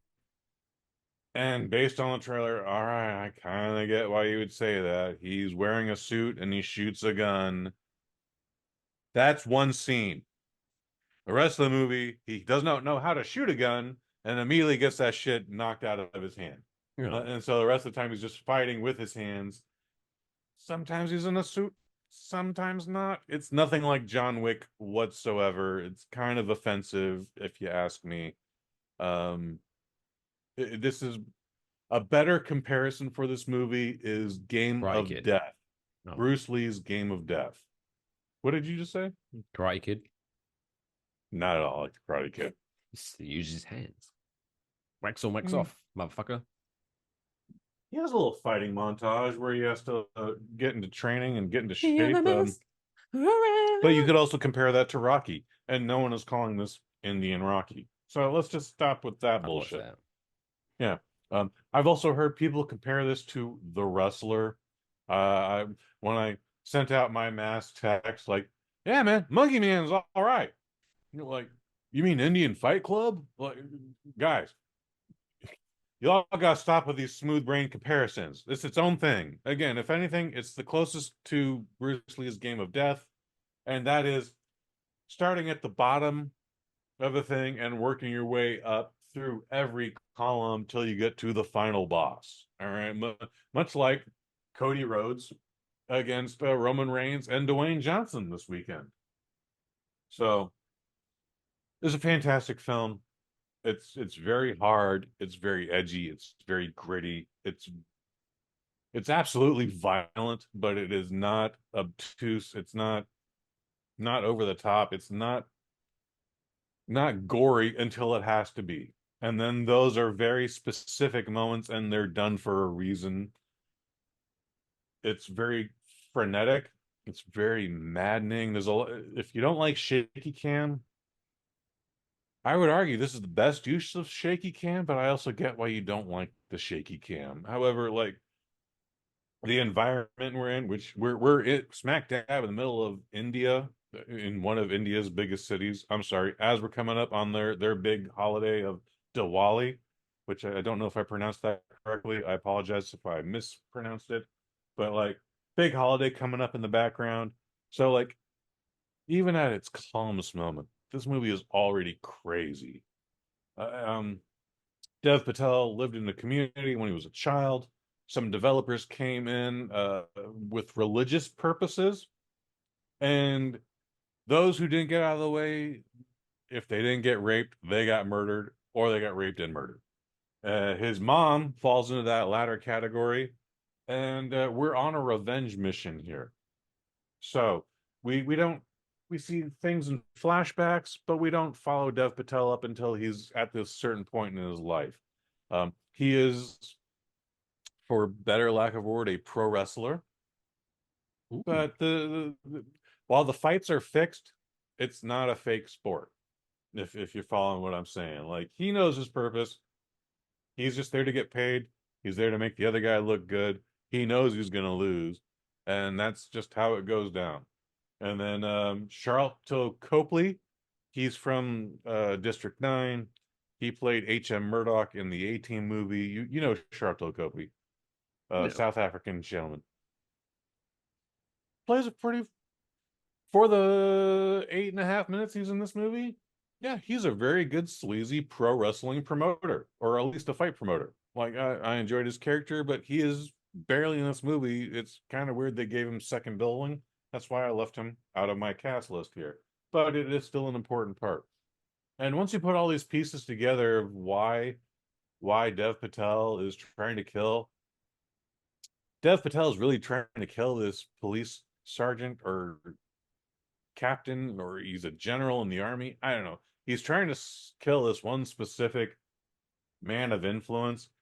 And then this religious guy just this, I guess he's a prophet. I wouldn't call him a priest or anything, but you know, he's cult leader. Sure, why not? We call him all of these things. This just happens to be an extra level. You know, like you pass the final boss. Now go for the extra boss. This is a fantastic film. Again, 2 hours and 1 minute. Could it be a little tighter? Sure. 5 minutes, 12 minutes. We can make it just a little bit tighter, but I enjoyed this movie. I feel like I learned some shit. The action is fantastic. And again, it goes raw. It goes hardcore. Dev Patel apparently broke his hand 3 times filming this thing. I can definitely tell you many times. That's 4 times too many. Yes, sir. I can tell you there's one spot where I know he broke it.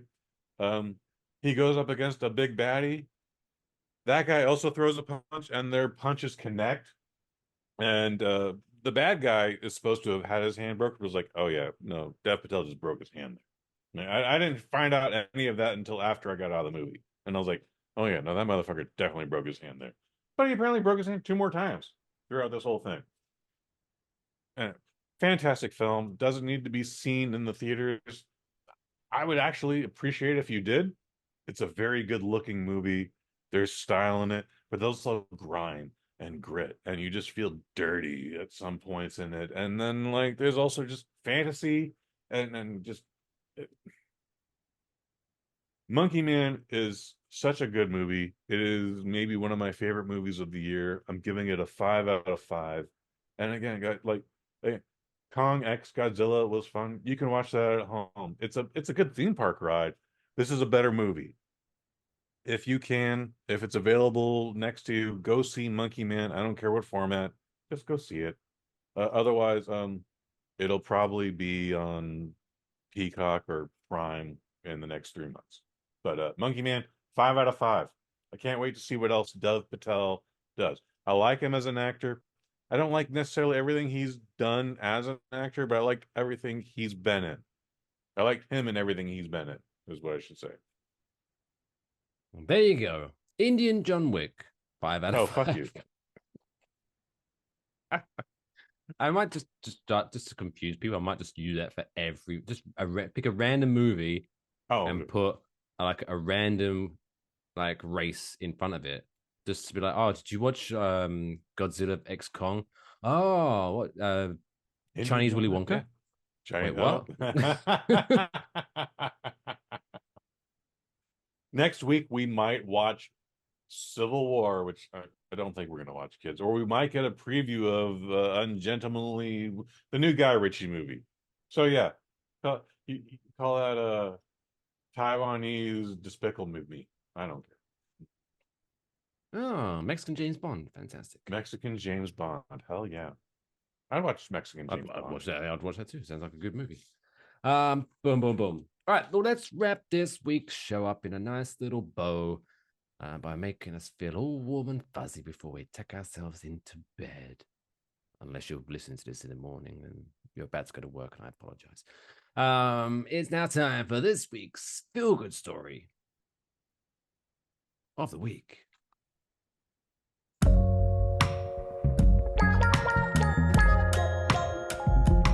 It's the coolest fucking story I've ever heard in my entire life. That's insane. Can I hear it again? This week's feel-good story comes to us from Louisville, Kentucky. Ooh, fancy. The Hollywood of the South.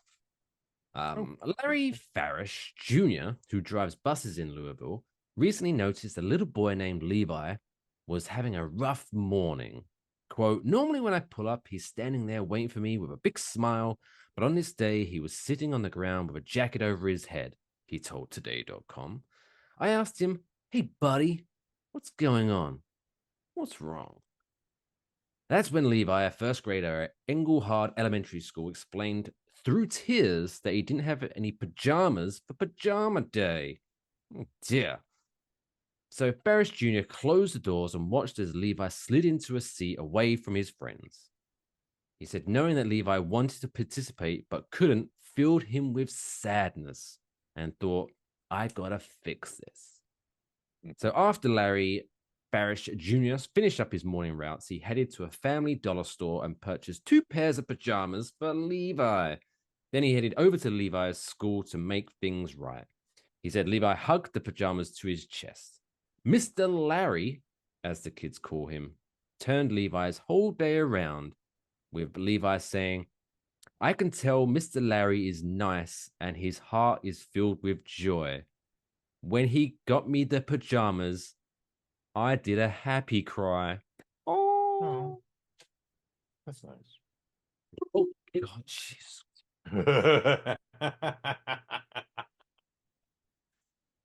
Did the dog cause that? I thought he did, but I don't know. Okay, wow. The earth tilted. It was at another just earthquake. That one moment. Right. And get to away cause from Mike's the rug to rug. fall on them. Oliver, Jesus. But yeah, sorry, you just ruined a nice moment there, Mr. Larry and Levi. But yeah, shout out It was to a Mr. nice Larry. Shout out, Larry. It's never make a child cry unless it's happy tears, which is always nice. Right. Even when it's Before happy tears, this it's awkward. But whole house falls down around me, I think we should wrap up this week's show. There. Make sure you follow us at Waffle Box on Twitter, Waffle Box Podcast. Search for we blah blah blah blah. If you're not already done so, subscribe, follow on your favorite preferred platform, whether it be YouTube, Spotify, Apple Podcasts. Tell a friend, tell a family member, tell your dogs. They enjoy it because when you leave the house and you can't leave your dogs in silence. So stick on a podcast and they'll listen to me and Kush talk about WrestleMania. It'll be fun. That'd be very helpful, please. Maybe we should do like a side podcast just for dogs, and we could like talk. Just a whole podcast where we bark at each other. No, it's just like, hey, hey, Kush, cats are shit, aren't they? And the dogs will be like, yeah, cats are shit, yeah. They love it. And then just randomly go, who's a good boy? Who's a good boy? You good boy? Oh, you good boy. I'll try it. Maybe we could it'll be our niche. It'll be a huge thing. Anyway, yes, as you may have noticed, we did talk at length about WrestleMania Night 1. If you do want to hear our thoughts about WrestleMania Night 2 this Friday, or it might already be available depending on when you listen to this, will be available on Kush's podcast, Microdose. Dose. One of the last 10 episodes. One of the last 10 episodes, and for now, yours truly is on it, talking WrestleMania Night 2. So check that out. Go to posnet.family for all of that. And then follow him at Kush Hayes on Facebook, and you can see, his status updates. I watched wrestling whilst getting paid today. Fun stuff. Anything you want to add to the fine people before we send them home?